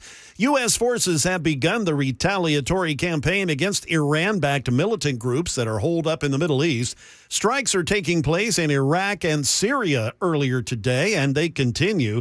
This did not happen easily, as the Biden administration apparently spent countless hours this week in an effort to form a response. ABC's Selena Wang, she points out the response could have unintended ramifications. We are hearing that there are some officials in the administration that this larger scale attack could still lead to that broader conflict, exactly what the president has been trying to avoid. And the other complicating factor here is that amid all of this, there are still these ongoing hostage negotiations to release those hostages in Gaza. There are concerns that the U.S. response could derail those negotiations. First responders in Boise, Idaho say a training exercise at the airport allowed them to respond quickly to a hangar collapse that left 3 people dead and others injured. Investigators are still trying to figure out what brought down the under-construction hangar. At a press conference earlier today, the Boise Fire Chief, Mark Niemeyer, said the 3 fatalities have been identified. Craig Durant, Mario Santezi, and Mariano Kakach, who were announced today by the Ada County coroners as the 3 individuals who tragically lost their lives during this event. An estate sale in suburban Seattle led to a shocking discovery. Here's more from ABC's Jeff Pajola. The bomb squad was called out after a nuclear missile was found among the dead man's effects. Fortunately, no warhead was attached and there was no fuel in the unit, so Bellevue Police spokesman Seth Tyler described it as an inert military artifact. These were originally produced in the 50s and 60s. They have not been used by the military since the 80s, so this thing's at least 50 years old. Now, it's unclear how the device came into the deceased man's possession, but the plan now is to restore it and put it on display. A pedestrian is dead after he was reportedly struck by 2 vehicles in Antioch last night. The Metro Police said the incident happened around 9 o'clock last evening near the intersection of Bell Road and Cane Ridge Road. Based on the preliminary investigation, 42-year-old Isaac Dodd was trying to cross Bell Road when he was struck by a northbound Chevrolet Equinox. Dodd was then struck in the southbound lane by a Nissan SUV. That vehicle left the scene. According to officials, the 17-year-old driver of the Chevrolet said that she didn't realize she had hit anybody and drove to a nearby gas station when she realized it, and she notified police. Police said the teen was driving on a restricted license. She had a small amount of marijuana in the car, but she didn't show any signs of impairment. She does face charges. The driver of that Nissan is still being sought. That is the latest news, traffic, and weather. They're next. I'm Jay Harper, WTN News.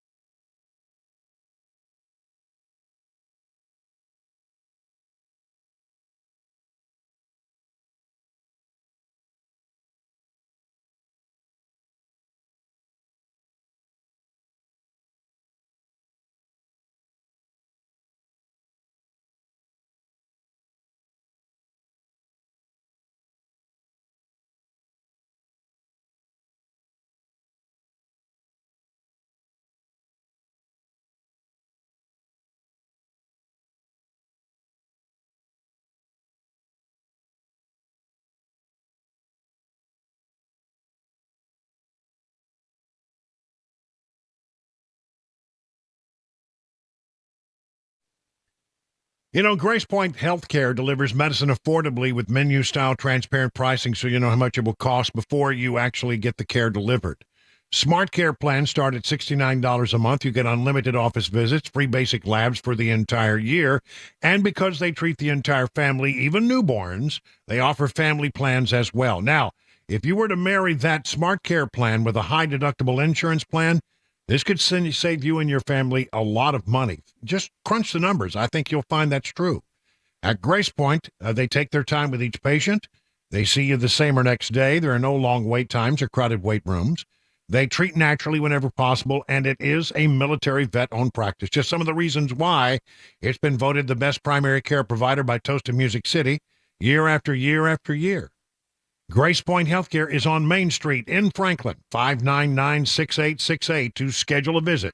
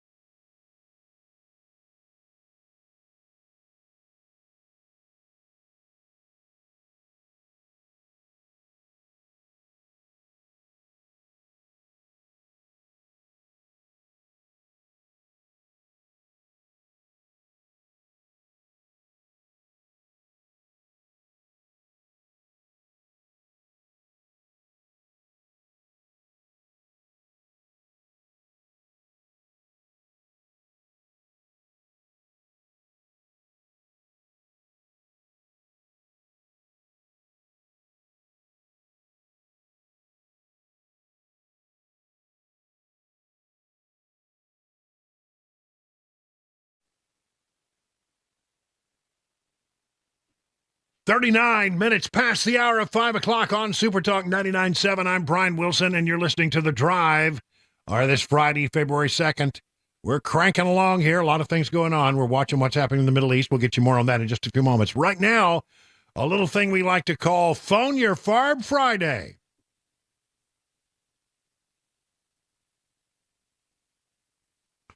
That's right. What's on your mind? Let's get it off your chest. You'll feel better, right? 615-737-9986. This is where you can climb up on our 100,000-watt soapbox and express yourself within boundaries, because it is a family show. I mean, maybe you got a bee in your bonnet. Maybe you have a burr in your saddle. Maybe you have a bug in a place where you never really ever want to have a bug. Yeah, that's right. Just, get it off your chest. I mean, just tell us what's on your mind. Maybe you got a question. Maybe you want to take umbrage with something you've heard me say. It's okay. We can be friends and have a disagreement, but we'll talk about it, all right? 615-737-9986. We love first-time callers, so let's get busy out there. I've got 1, 2, 3 open phone lines and some people ready to go. So it's Tiny. I love Tiny. I think Tiny has the greatest voice ever. I think it's a good thing that Tiny's not in talk radio, because he'd take my job away. Tiny's out on the road. What's on your mind today, Tiny? Greetings and salutations, Mr. Wilson. Hey, what's up? Just out here rolling down the road on 18 wheels, traversing the greater craters of Tennessee, Kentucky, and Indiana. And I'll have to say, Tennessee takes the blue ribbon on craters. Yeah, so we got more potholes in Tennessee than other places you travel? Oh, yeah. Wow. And so, that's got to be really irritating when you're out there all day long driving on the highway. I noticed I put my Waze on the other day, and I was driving to town, and all it did was say, pothole ahead, pothole ahead, pothole ahead. I mean, it just wouldn't shut up. It just kept coming. I mean, it's really bad. It's really bad. Yep. Well, okay. So give me a honk here before you go. I just barely heard it, but thank you, Tiny. Call anytime. Chris in Columbia, same topic. Hey, Chris, what's on your mind today? I was just saying, I got a pothole that busted my tire the other day, and I looked up to see how you can get reimbursed by the state of Tennessee, and they want you to prove that they knew about it and didn't fix it. If that's you have to go through this like whole rigmarole just to get reimbursed for a big old pothole that they supposedly knew about and didn't fix. Well, how do you go about proving that, I wonder? I know that I told them, it's like, hey, you have a police officers that go down this road every single day. You can't tell me they didn't know and didn't tell you. Yeah, I know. Well, I guess you have to take it to court. How much damage, out of curiosity? It was a couple hundred, but it wasn't. I got off nice. I just had an entire just explode. Yeah, I'm telling you, it's rough. I noticed that out on 70, which is the road that I go to go to town, go to Lebanon. They were out patching yesterday. It is irritating because you get behind them and they stop every time there's a pothole, and they're stopping a lot. But I was happy to be delayed a little bit, as long as to know they were out there doing their best to fix them. Listen, I know it happens every year. It is an annual thing. But eventually they get around to doing it, and then when it gets a little warmer, they'll open up the hot asphalt and try to do something a little more permanent. Thanks for the call, man. Appreciate it. How about Jimmy in Chestnut Mountain? By the way, I got a lot of phone lines open right now. 615-737-9986. Are you a lurker? Do you just lurk out there and listen and never play along with us? 615-737-9986. Jimmy, what's on your mind? Question about the border. The border, like in Texas, where they put the razor wire and stuff like that up to keep people from crossing the border, and then the president wants them to take it down. Does the border, I just want to get something I don't understand, is the border runs right on the state line, but does all the line on state, or does it run across private land too? I mean, because when they talk about the border, they're not putting can't put the border and doing all this. Can't they set the border back off the line and put it up, and then whoever owns the private property would have the full say of it?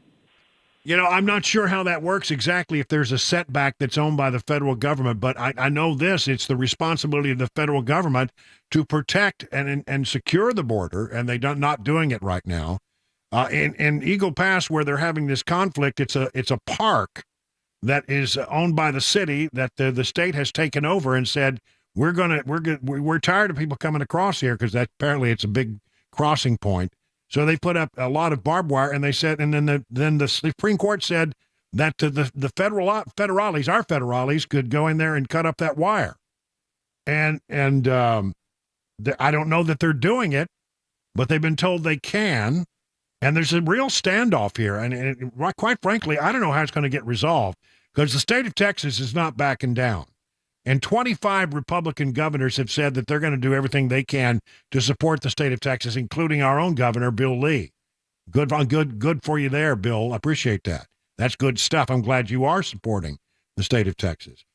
But I mean, honestly, I think if you own property, you own it all the way right up to the border. As far as I know people. I remember as a kid going to places along the border. And people had trailers right up on them and right on the edge of the Rio Grande River. So I guess you do have access right up to the river, which is where the border is. So this side of the river is America's side. Other side of the river belongs to Mexico. We used to wade across the river, thought we were just bad hombres because we put our toe into Mexico once in a while. Nothing ever happened. Thank you for the call, man. Appreciate it. How about Jonathan in Kingston Springs? Jonathan, you're on with Brian on the drive. What do you say, Jonathan? Hey, good afternoon. How you doing, Brian? I'm doing fine. Hey, what my little ombrage is that there's a truck stop here near the Fairview Kingston Springs exit, and they get all these totaled vehicles. One of them's got a donut on the back, and they pile all these cars together in trucks and vans and whatever. They strap a little flashlight up on the roof, and they use duct tape to say "in tow" in the back. And they head out from here right now on a Friday afternoon, 4:30 between 4:30 and 6, and start heading off west when it gets dark like this. I see policemen after policemen, state troopers, everyone pulls in and gets fuel, and they're all over in the corner hooking all this stuff up with barely any lights, and everyone else has to abide by all the rules and regulations. They get pulled over if you get a little a license plate light not on properly, but they've got these clowns out driving on the interstate at 55 miles an hour where the speed limit's 70, and now they've got all these potholes that these clowns are having to do.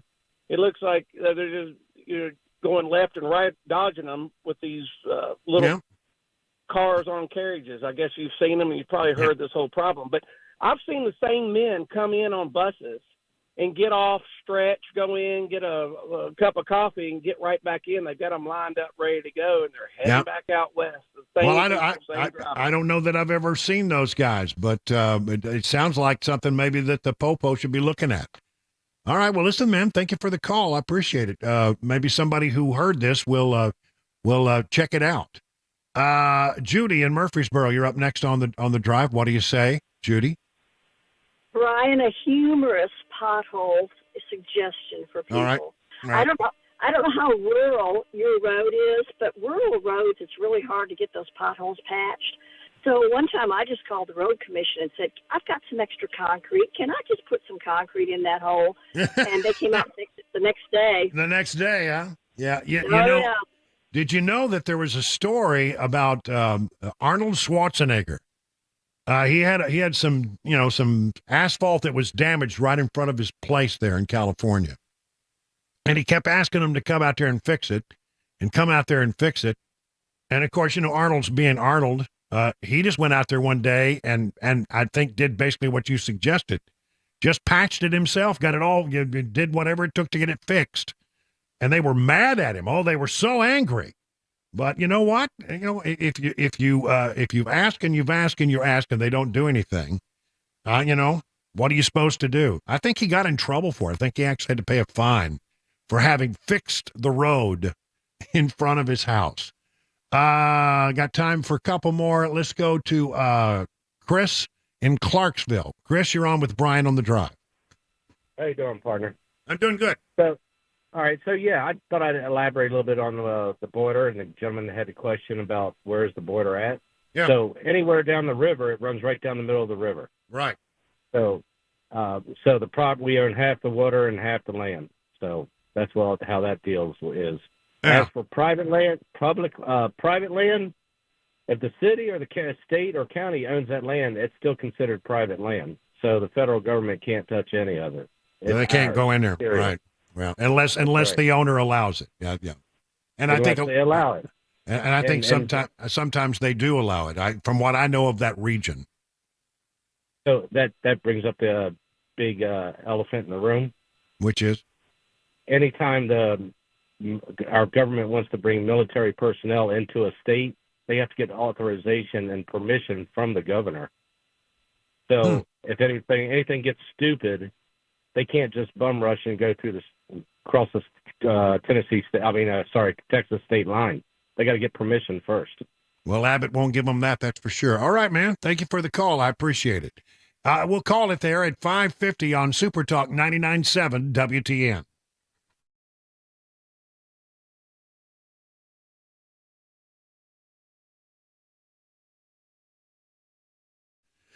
Listen, I began my journey to lose weight with the helps of the folks at Restoration Wellness Med Spa in Lebanon. That's Restoration Wellness Med Spa in Lebanon.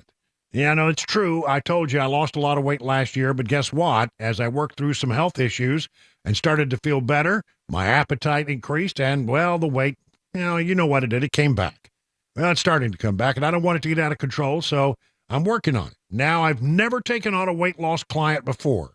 But I really like the way that Carly and Jamie and the folks at Restoration Wellness Med Spa approach this.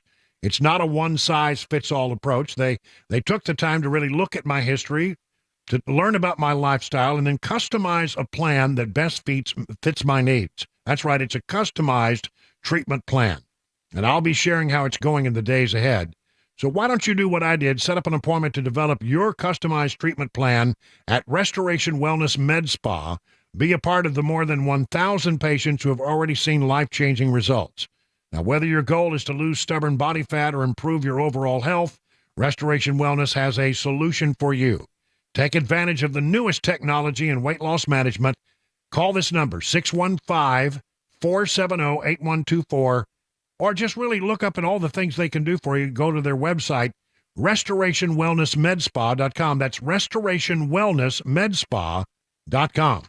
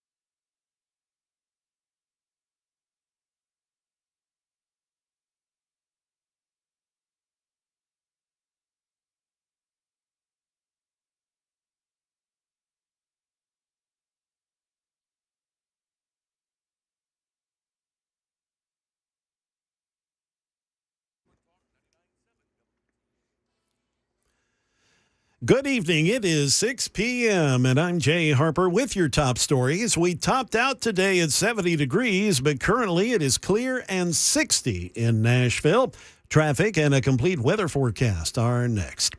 The judge presiding over Donald Trump's election interference case in Washington, D.C., has scrapped the March 4th trial date that she initially selected. Here is Stephen Portnoy with more. The straightforward order from Judge Tanya Chutkin acknowledges that the trial simply can't get underway in just over a month. She suspended all pretrial preparation in December when the former president appealed her ruling that he did not enjoy absolute immunity from prosecution.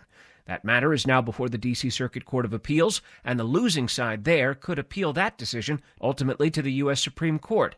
Judge Chutkin says she'll reschedule the trial date if and when the case winds up back in her courtroom. The anticipated retaliatory strikes in response to that deadly drone attack on a U.S. Army base in the Jordanian desert, they are underway. We're told that U.S. forces are targeting sites in Iraq and Syria. ABC's Luis Martinez has details. We know that there have been airstrikes on 8 targets in both Iraq and Syria. There have been 85 targets that have been hit at in both of those countries, and 125 munitions that have been dropped on those locations. We are told that B-1 long-range bombers that flew from the United States were the aircraft that carried out these missions inside of both Iraq and Syria. Carl Weathers, director and actor, best known for his role as Apollo Creed in the Rocky franchise. He has sadly passed away. That's according to his manager. Here is a clip from 1982's Rocky III when Apollo's trying to train Rocky after his defeat by Mr. T's Clubber Lang. Come on. Get your head on your shoulders, man. Think about the fight. Clubber Lang's in here. He's trying to hurt you, Rock. He's trying to hurt you. Okay, here he comes. Jab. He's jabbing. He's trying to hurt you. You gotta fight him. You gotta move.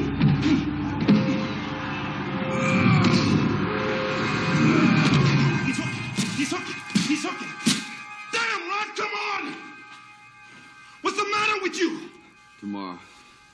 Let's do it tomorrow. There is no tomorrow. Weathers passed away in his sleep. He was 76 years of age. That is the latest news. Traffic and weather, they are next. I'm Jay Harper, WTN News.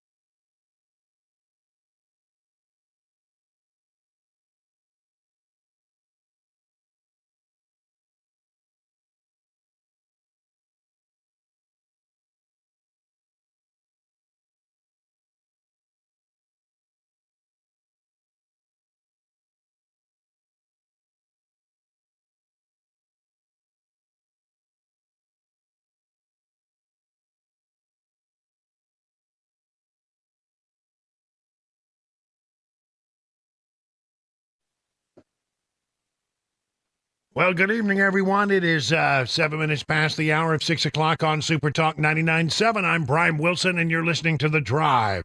We got one more hour on this to wrap up the week before we hand it over to Mark Levin, the great one, at 7 o'clock. On this second day of February, the groundhog did not see his shadow. The French bulldog did see her shadow, so I don't know what that means. It means that we have no clue what's going to happen next. What it means is, let's give it up, folks. Animals can't predict the weather. Well, actually, then I said that on Facebook, and somebody said, well, I don't know. There are some things that you can look at in the animal world that do indeed. I mean, the fuzzy caterpillars, and somebody wrote me about their horse and how they're starting to shed their winter coat, and that's a sign that we're through the worst of it. Wow. I think the sign that we're through the worst of it was that it was 70 degrees in Watertown today. Yeah, that's a sign. That's a sign. I mean, I coming out this morning, and it was so nice to just pull up a chair alongside the pool. I mean, the pool it's cold. I haven't had the heater on, but I mean, it was nice to sit around the pool at least and sort of sun yourself. Yeah. And warm the old bones. Me and the bulldogs laying around the pool. That's good. That was good. That's good. I was ready for some more of that. You, babe. Wow. What? Well, you ended it. There's more. You want more? All right. Yeah. I got you, babe. Did you ever see the thing where on the Dave Letterman show where they had Cher on, and then I don't know that they warned her. They also booked Sonny. Ooh, I have not seen that. And that Sonny came on, and Dave was egging them to do "I Got You, Babe," and they, at first Cher was having none of it. Oh, I bet. And it's been a long time, and they apparently they were friendly, even though they were divorced at the time, they were still friendly, and and it was sort of interesting how they sort of warmed up to each other over the course of the interview, and Dave kept egging them on and egging them. They finally took the stage and did "I Got You, Babe." Huh. And it was great. It was a great moment. Oh, yeah, it's a fantastic moment. I actually, no kidding, I had lunch with Sonny Bono one time when he was a member of Congress. You remember he was a member of Congress from California before he died in a tragic skiing accident. I met a member of Congress who said, we watch you all the time on Fox News. Why don't you come? And we do a gathering of the California Republican delegation, and we have we sit down and have a little meal, and it's fellowship, and just come in and meet some of the guys. I think you would be interested to know them on a more personal level. And I said, well, hell yeah, that sounds like fun. So I went to this luncheon up on Capitol Hill when I was the Capitol Hill correspondent for Fox News, and they set me right next to Sonny Bono. Did he still have the old bowl cut? Yeah, he did. Yeah. And now I started talking about, they asked me some questions about the media and why does the media do this, and it was all off the record, just sort of an informal conversation. And then Sonny started off on about a 10-minute tirade about how he hated the media ever since he was with Cher back in the day, and how they never treated us right. And we had vegetarian chili. Huh. I had vegetarian chili with Sonny Bono. Interesting. Yeah. I would have loved to have had vegetarian chili with Cher, because I bet she's got some good stories to tell. I have a feeling. But no, it was nice. And then at some point they said, well, we got to talk business now. So, thank you for coming. Bye-bye. And I had to leave the room. They got down to talking about other things. At least you get to finish the chili first. I did get to finish the chili, and I did get to hear the end of the tirade by Sonny Bono. Sometimes I just got to say, I look back at some of the things that just, you never know when you're in the news business, and when we were working at sort of that level that I was working at, you never knew exactly who you were going to run into, or who you might meet on a given day. I remember one day, not kidding, walking down, I was going over one of the Senate office buildings, and there coming, and now this probably won't mean anything to you, Chris, but it was a big deal to me at the time. I met Captain Kangaroo. Oh, yeah. Captain Kangaroo. He was coming back, and I said, Captain. And he's high. I guess he gets that everywhere he goes. He's in his Captain Kangaroo outfit. In the getup. He was in the gear. Yeah, he had the gear. He was going around working on something about, TV, funding for educational TV for kids. That was his issue, I think. Yeah. Another day, I walk around the corner, and I was about to get into an elevator, and coming out of the elevator was Orville Redenbacher. Did he give you some popcorn? No, he didn't. And I said, Orville Redenbacher. And he said, yes, I am. And I shook his hand. And I said, well, I said, what are you doing up here? And he said, I'm just doing a little tourism, doing a little sightseeing. And then he reached into his pocket and pulled out a coupon for Orville Redenbacher popcorn. That's cool. And I said, well, thank you. I'll use this the next time I go to the grocery store. I thought that was about the most precious thing ever. See, and then one time I remember walking down and you would see her all the time. Musical artist Carole King. I Feel the Earth Move Under My Feet. I mean, she had one of the most popular albums. It was on on Billboard charts longer than any other album except maybe one from the Beatles or Elvis. But I mean, she was a big star. And honestly, I really admired her. I didn't agree with her positions, perhaps, but I admired the fact that she would walk those halls and she would personally lobby congressmen for ecological matters that concerned her, that she really cared deeply about. But you'd just see her standing in a hallway and say, hello, Carole King. It's just sort of weird. You run into people like that. Yeah. And let's see, what's another weird one? As long as I'm telling old weird stories. During the Iran-Contra hearings, what was her name? Morgan Fairchild. Showed up at the Iran-Contra hearings because they were going to, there's talk about them doing a movie, and they thought she would make a good Fawn Hall. So, you remember Fawn Hall? Mm-hmm. Yeah, snuck stuff out in her boots. The Iran-Contra hearing and all that stuff. So I met Morgan Fairchild. But you never knew who you're going to meet. And at the White House, there were always people coming through. When you're in the briefing room, part of the tour, somebody comes in and they're getting the VIP tour. One of the first things they do is they bring you to the press room and they show you stuff. This is where the press, and you never know who's going to walk through there. I remember one night walking around the corner it was at a Christmas party. They threw it for us. And it was, I think it was the last Clinton Christmas party that I went to. They always threw one for the press. They threw one for the office staff, people who worked at the White House, and then they threw one for members of Congress each year. And so the press, when you got invited, it was a big deal because you got to have your picture taken with the president. Even if you didn't really, agree with the president, it's sort of a cool thing to, hang out in the living spaces of the White House. Yeah. And actually, in the Marine Corps orchestras playing in the foyer, and the president and the first lady come down the staircase, and then you go to like the Blue Room. They'll set up in front of a Christmas tree, and everybody gets a grip and grin. You go by and shake their hand, and you're introduced by a military aide. I got to do that with Reagan, and every president. The last president I got to do it with was W. I never got to do it with Obama or of course Trump. I was sort of out of that world at that point. But I did, I got to meet Ronald Reagan and both of the Bushes. And I came around the corner at a Christmas party during the Clinton year, and sitting there at a couch was B.B. King. Wow. The most random thing in the world. There's B.B. King. And he was just sitting there by himself eating a cookie. And I said... He didn't have Lucille with him? I know, he didn't have Lucille with him. And I said, B.B. King. And he said, yeah. I said, can I sit and chat with you for a while? I said, sit down. And we chatted for a while. And that's I shook his hand. He was very nice, very gracious. And nobody else, I think a lot of people didn't really know who he was. But I knew that. Mm-hmm. And you just never knew who you're going to run into. One night I was at a black tie affair, and I ran into Stephen Stills, who I thought, I was a big Crosby, Stills, Nash and Young fan back in the day. And he was gracious. He was talking to an actress you may remember from the show, the original show, Night Court. She was Markie Post. Oh, yeah. Oh, she was really cute. I mean, she was cute. And Barry Perky. and he was being, of course, I think I've heard that Stephen Stills is not generally very nice when you sort of stop him on the street and say hello.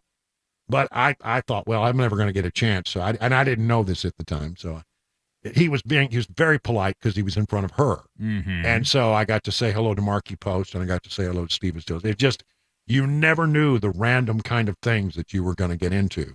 Speaking of random, the weirdest celebrity interaction I've ever seen is I was a kid touring Hoover Dam, and out of a car pops Tiny Tim and Belinda Carlisle. Like, what are they doing together, first of all? And what are they doing at Hoover Dam? And I took a photo. I have the picture somewhere of Tiny Tim, and you can see them moving in. They were going into one of the buildings there. It's just so bizarre. That reminds me of one other story, and that was I was in West Texas. I was back. I had a girlfriend that I was dating at the time. I took her back home, and I said, let's go look at some of the sites of West Texas, which there aren't many. But there's this old Fort Davis is an old Buffalo soldiers encampment where they used to have a fort, and I was there, and we were walking along, and all of a sudden I see this park ranger, because it's a federal park, and it was some park ranger talking to an extremely tall black man. Mm-hmm. It was Kareem Abdul-Jabbar. Ah, wow. Yeah. He was, talk about your random meeting, and he was there. Apparently, he was writing a book about the Buffalo soldiers, the black Buffalo soldiers, and he was doing his research. And I mean, of all the places, believe me, this is out in the middle of nowhere. This is not far from Fort Stockton, if you know where that is. And so here out of a complete random encounter with Kareem Abdul-Jabbar. I don't know. It's funny how you meet people and you never know what's going to happen.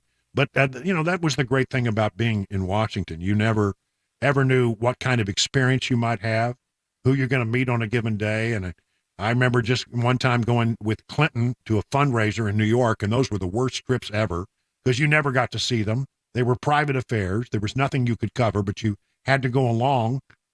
And all of a sudden, they called us in and they said, everybody get in line. We thought, uh-oh, something's going on. Usually, it was you sit and wait and then for hours and then you go home. But they said, no, everybody get in line. And they took us down a back alley, and then they took us up a stairwell, and then they took us around one corridor and another corridor and up another flight of stairs. And, they opened a door, and we are sitting in the balcony of this event that they're having where they're performing The Lion King for Clinton, Mrs. Clinton, and all of the donors. Wow. And so we're sitting literally in the Lincoln box, sort of that kind of thing. Best seats in the house. They just thought we might enjoy the show, so they brought us all over to watch the show. As long as, we didn't bother anybody, but we were upstairs, so we couldn't get to where they were. That's fascinating to watch. Very cool. So, again, you never knew what the day was going to bring. Well, I've geezed long enough. 20 minutes now past the hour of 6 o'clock on Super Talk 99.7.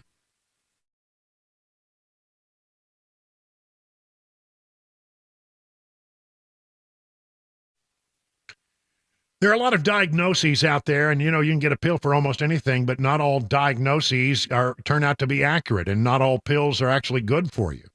Yeah, listen, when you get a diagnosis on your European auto repair, you would do well to get a second opinion before you make a major decision. Eurofix is the home for second opinions. Before you spend hundreds or even thousands of dollars on European vehicle repair from a diagnosis, go to Eurofix. It could not only save your vehicle's life, it could save you a lot of money. At Eurofix, you get a free 15-minute no-wrench inspection and an estimate at every visit. No high-pressure sales tactics. At Eurofix, you get a 3-year nationwide warranty and a free loaner car with every repair appointment. And at Eurofix, you never pay dealer prices. They have places for you to go in Franklin, 100 Oaks, Murfreesboro, Belmead, and now their newest facility in Mount Juliet. Call 844-EUROFIX or visit myEurofix.com and tell them your friend and radio buddy Brian Wilson sent you.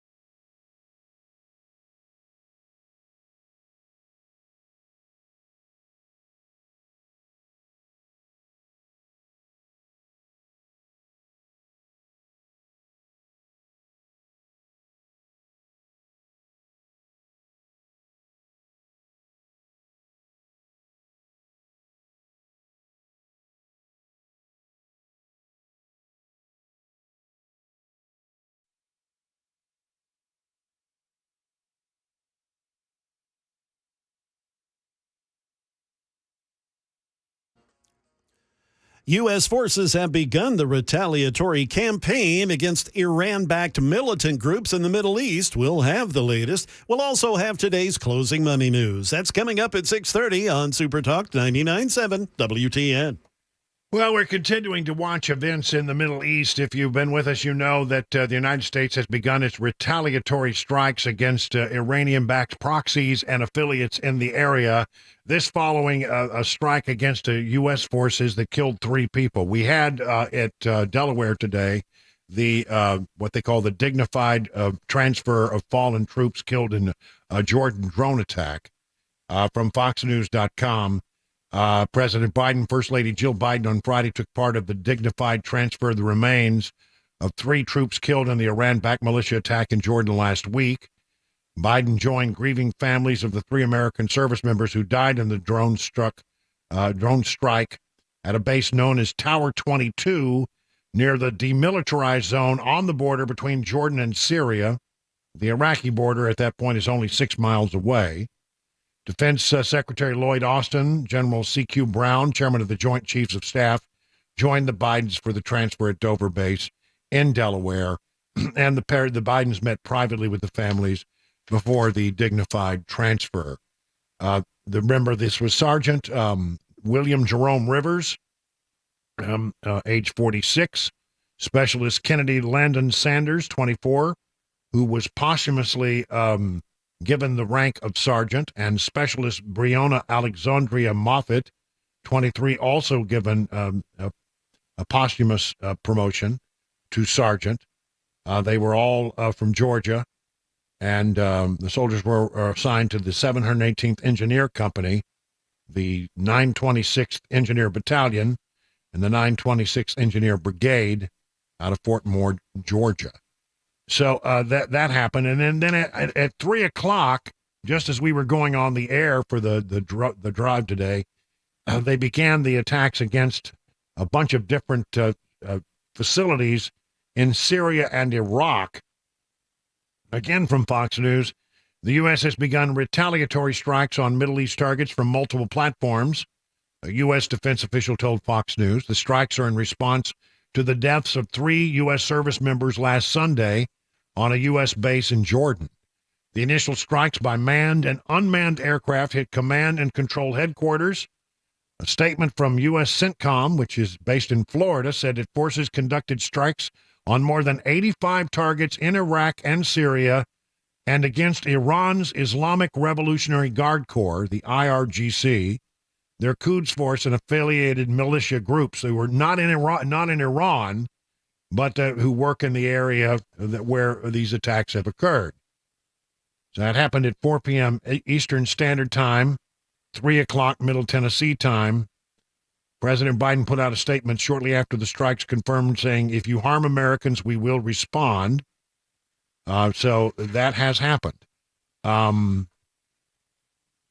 We are told that this will be a multi-tiered, multi-day response. There were also some concern about what's going on with the Houthi rebels down in Yemen, who have been very responsible for causing problems in the shipping lanes, etc. And to my knowledge, there have been no strikes in Yemen as yet. And just the other day, we learned that the United States has troops in Yemen, maybe a small force. They at first they denied that was the case, but now apparently we do have U.S. troops they're acknowledging in Yemen. And will there be any attacks? I don't know. One of the things that's truly amazing is I remember when I first got to Washington, one of the first stories that I covered was the development of the B-1B bomber. That was back in 1986, the B-1B bomber. I mean, that was a long time ago. And they used B-1B bombers to carry out the attacks. And here's the amazing thing. Those attacks were launched not from the region, but from right here in America. They flew from America to the region, delivered their weapons, and flew back. Wow. I mean, that's quite a trip. But that's what they are designed to do is to, long-range bombers. They refuel several times in the air, and so they can make a long haul. It's amazing. The B-1B is not the most advanced bomber. That would be the B-2. We're about to begin building the B-21, which is the follow-on to the B-2. Looks a lot like the B-2, but it's said to be immensely more capable. But when it seems like you need to do something, you call out the B-52s and the B-1Bs. The B-1Bs were going into production in the 1980s. That's a long time ago. And the B-252s are 1960s technology still being used to carry out bombing runs. In this particular case, I don't know that there were any B-52s, but I mean they still use them. They use them all the time.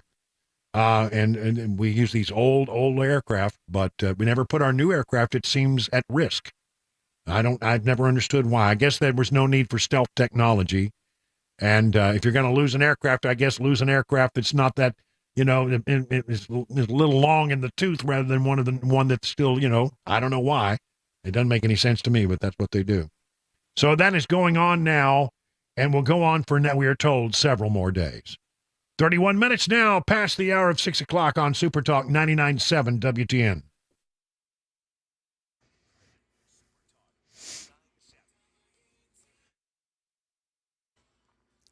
Good evening. Yes, it is 6:31. I'm Jay Harper with your top stories. Clear and 58 degrees now on Music Row. The full forecast and another traffic report are upcoming. U.S. forces have started those retaliatory campaigns against Iran-backed militant groups, with strikes taking place in Iraq and Syria today. ABC's Karen Travers has the latest from President Biden. President Biden says in a statement that the response to attacks on U.S. forces began Friday and will continue, quote, at times and places of our choosing. The president said at his direction, U.S. military forces struck targets at facilities in Iraq and Syria that Iran's Islamic Revolutionary Guard Corps and affiliated militia used to attack U.S. forces. The president reiterates his message that the U.S. does not seek conflict in the Middle East or elsewhere, but says, quote, let all those who might seek to do us harm know this. If you harm an American, we will respond.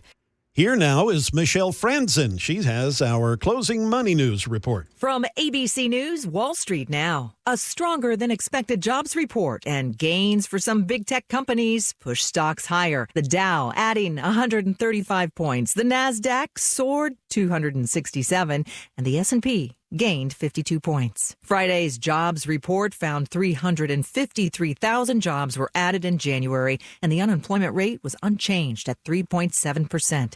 While it's good news for workers, there's concern that so much hiring could keep upward pressure on inflation, which in turn could mean a longer wait for the Fed to cut interest rates. The S&P and Nasdaq were pushed higher on strong earnings reports from Meta and Amazon. The next big thing from Apple has hit store shelves, the $3,500 Vision Pro headset that's supposed to usher in the age of spatial computing. Tesla is recalling nearly all of its vehicles it sold in the U.S. because some warning lights, it says, on the instrument panel are too small. That is the latest news. We've got weather and traffic next. I'm Jay Harper, WTN News.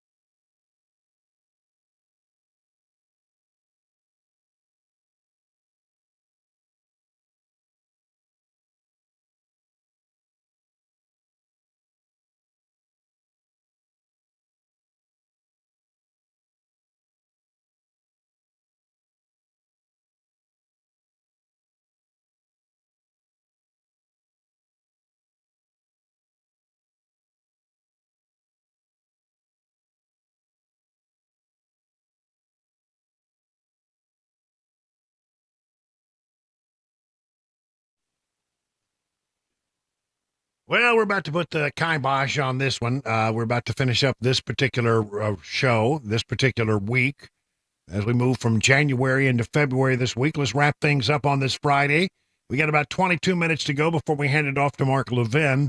Now, throughout the week, I'm always looking for different stories and a lot of stuff I put back, and I just can't get to it because of breaking news or more important news. But at the end of the week, I have these stories, and the thing about them is that they don't really go together. I like to think of myself as the king of blends, smooth. We do this thing called a segue, and of blends. The king of blends. That's right. And we seamlessly move one thought to another, and they all sort of link together, called thought links. But sometimes you just can't do it, so you just got to squish them together. Like that. Okay, so here we go. The Titans apparently have stolen a secondary coach from the Baltimore Ravens. The Tennessee Titans have plucked a coach from one of the league's top defenses, according to NFL media reporter Ian Rappaport. The Titans have hired Baltimore Ravens secondary coach Denard Wilson as their new defensive coordinator. Move comes after, the Ravens are hot. And there they are. The Ravens looking pretty good. Their defense allowing the fewest touchdowns in the league, helping lead them to the NFC Championship game. The Ravens ranked 6th overall this year in defensive yards, allowing number 1 in the fewest touchdowns allowed. And that's a lot of that is the secondary, right? In comparison, the Titans defense ranked 17th in average yards allowed. Story number 2. Hootie and the Blow. Well, it wasn't blow, really. It was some other drugs. Let's see. Well, first of all, he's a country star, Darius Rucker, also known as Hootie, as in Hootie and the Blowfish. Just don't call him Hootie. He doesn't doesn't like it, apparently. Yeah. Allegedly caught with marijuana and psychedelic pills. Now, this happened late yesterday. We were just getting the story. We didn't know much about it. We didn't know what the drugs were. Just that he had been arrested. Was allegedly caught with marijuana and psychedelic pills before police arrested him on Thursday, according to reports. They say that the incident actually took place a year ago, on February 19th of 2023, but he only turned himself in on Thursday. Now, how can that be? Tennessee police, Franklin, Tennessee police state in the arrest affidavit obtained by Radar Online that they pulled Rucker over because his registration tags appeared to be expired. This is in February 19th of 2023.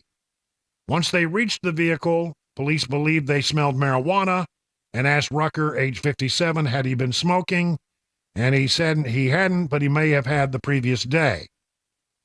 They searched his singer's car, and they found what's suspected to be a THC pen, along with 14 unmarked pills which Rucker allegedly claimed were given to him by his girlfriend, Summer.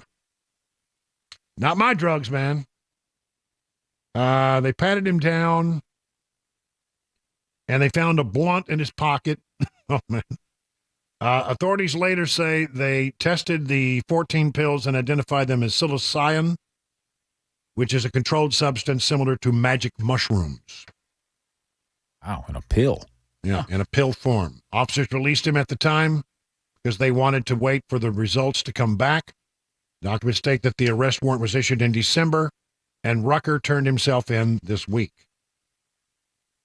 Page 6 confirms that don't you hate it when they do that? I don't like this at all. Page 6 confirmed that the wagon wheel singer was taken into custody on 3 misdemeanor charges, including 2 counts of simple possession, casual exchange of a controlled substance, and 1 count of the violation of the state's vehicle registration laws. He posted a $10,500 bond. All right, there's that. Next story. Love this. Dire Straits' Mark Knopfler auctioned off a bunch of guitars, and some of them went for hundreds of thousands of dollars more than expected. Christie's auctioned off amps and guitars owned by the Dire Straits frontman Mark Knopfler for more than $11 million. Oh, yeah. wow. He put up 120 instruments. You think I've got a guitar problem that Knopfler accumulated over the course of his 50-year career in the music industry. And he donated 25% of the money raised at auction to charity. So that's probably what, about 2.5? About what? About $3 million, probably. $3 million, right? Probably. Yeah, very close to it. The items may no longer belong to the rock star, but he does have a wish for the future of the prized equipment. I hope they all get played. See, that's the thing. You know, you don't want them to just sit on a shelf. Christie's in London. Oh, this is good. Kicked off sales with a 1959 vintage Gibson Les Paul, 59 Les Paul, sold for $884,000. Setting a new world record for the model, according to the BBC, that model. And they got a bunch of pictures here of him playing these things. I actually went to see Mark Knopfler in concert, and it was really quite interesting. Many people say he's a great guitarist. You know, Chet Atkins was a big admirer. They actually did an album together. I have it. It was a good album. And Chet Atkins handed down the title of CGP to only a handful of people. He gave himself that title. It stands for Certified Guitar Picker. Ah. And he only handed that title. He I don't know, it didn't mean anything. It's something he came up with. But he gave it only to a handful of people, and Mark Knopfler was one of them. Mark Knopfler, Certified Guitar Picker. The Telecaster used in the Dire Straits hit Walk of Life, known as his longest-serving, you'll love this, longest-serving and most heavily toured instrument, was estimated it was going to sell for $7,600. I would have paid that for that if I could have scraped up the money. It went for $530,000. Overshot just a bit. Yeah, wow. Yeah. In addition to those, the teenage, let's see. He gave a 2021 Gibson Gold Top guitar, came with a slew of rock star signatures, including Jeff Beck, the late Jeff Beck, whom I think, the more I read about Jeff Beck, most people who really play the guitar believe that Jeff Beck is maybe the best they ever heard. They really rave about Jeff Beck. David Gilmour, Pete Townsend, Roger Daltrey, and Slash. Oh, there you go. That's pretty cool. Nice. That's nice. But there you go. A lot of money raised for charity and a lot of money raised for Mark Knopfler. Next story. The newest bedtime for 20-somethings is 9 p.m. 18 to 35-year-olds say they've come to understand the link between sleep and health better than people once did, and many are seeing the long and short-term benefit of getting more shut-eye. Younger people also say they take comfort in seizing control over their bedtime routines, finding solace in saying no to even a late-night dinner. This according to the Wall Street Journal. Businesses have adjusted in turn, with bars adding matinee dance parties and other daytime events. And they actually track this stuff. In 2022, those in their 20s reported getting 9 hours and 28 minutes of sleep. That's a lot more than I get. But that's an 8% increase over what they slept in 2010. So over time, young people are sleeping more. Bedtimes are creeping earlier. An analysis of more than 2 million total Sleep Number smart bed customers found that those between 18 and 34 went to bed at 10:06 p.m. On average in January, compared with 10:18 last January. That sounds like me. I'm in bed by 10 o'clock every night. Yeah, I know. I'm starting to crash about, I look over. And let me tell you, Cabana wife, sometimes she doesn't go to bed until real late. And I look, honey, it's 9:30. Can I go to bed now? You got to get permission. I feel like I'm leaving her there. She wanders the house all night long. Last story tonight. What are the health benefits of dark chocolate? I love dark chocolate. I'm a chocoholic, man. My weakness in life is chocolate. With Valentine's Day fast approaching, you may find yourself enjoying a box of chocolates or some other heart-shaped treat. It may not come as a shock to you, but some of that chocolate may actually be healthy in a way. This is from Fox 2 Now. I don't know what channel that is or where it is. Speaking with Bob Surratt of Nexstar's WGN Radio, Sindhu Anderson, medical director of Northwestern Medicine Immediate Care, outlined some of the benefits. It has cocoa, which is rich in flavonoids, which is an antioxidant. And the higher percentage of cocoa in your chocolate, the more health benefits are possible. Dr. Anderson said, citing new research and explaining the main findings were that dark chocolate is a good source of fiber, iron, magnesium, phosphorus, and zinc. If you're taking these more natural forms of cocoa, that leads to some improvement in your health and lowering your high blood pressure. Lowering your high blood pressure can decrease the risk of experiencing certain kinds of cardiovascular disease. Dark chocolate is a good snack if you're looking to feel full.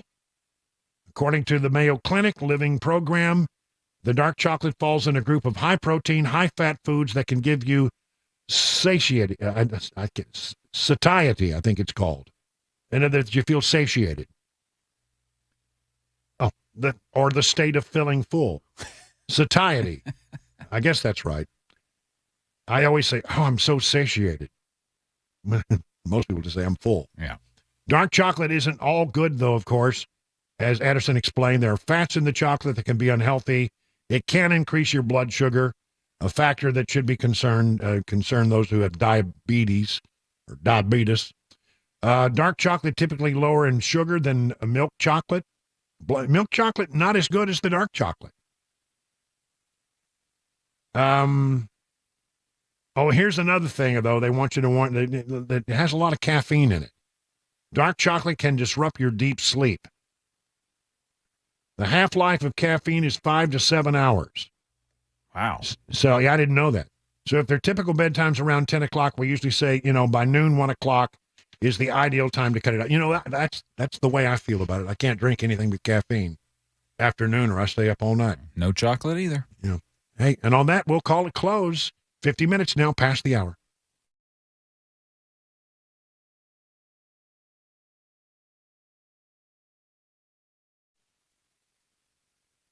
How many times have you heard someone describe something as being the gold standard? Well, when it comes to finding an investment that protects you from runaway inflation, gold is the gold standard. It's a tried and true store of value consistent across generations. Maybe you thought about adding gold or other precious metals to your portfolio, but you feel you don't have the knowledge you need to make a smart decision. I know I felt that way, but I got the professional guidance I needed from Nashville Gold and Coin. The way this works is you make an appointment and then you sit down one-on-one with my friends at Nashville Gold and Coin. They'll answer your questions and help you make the precious metals investment that is right for you. It's friendly, you'll learn a ton, and you'll never be subjected to a high-pressure sales pitch. Gold and silver can be a safe haven in uncertain economic times, and my friends at Nashville Gold and Coin are standing by to answer all your questions about the precious metals market. And if you have some old coins laying around gathering dust, bring them along. You might be surprised just how much they're worth. To set up your one-on-one appointment, just go to NashvilleGoldandCoin.com. That's NashvilleGoldandCoin.com.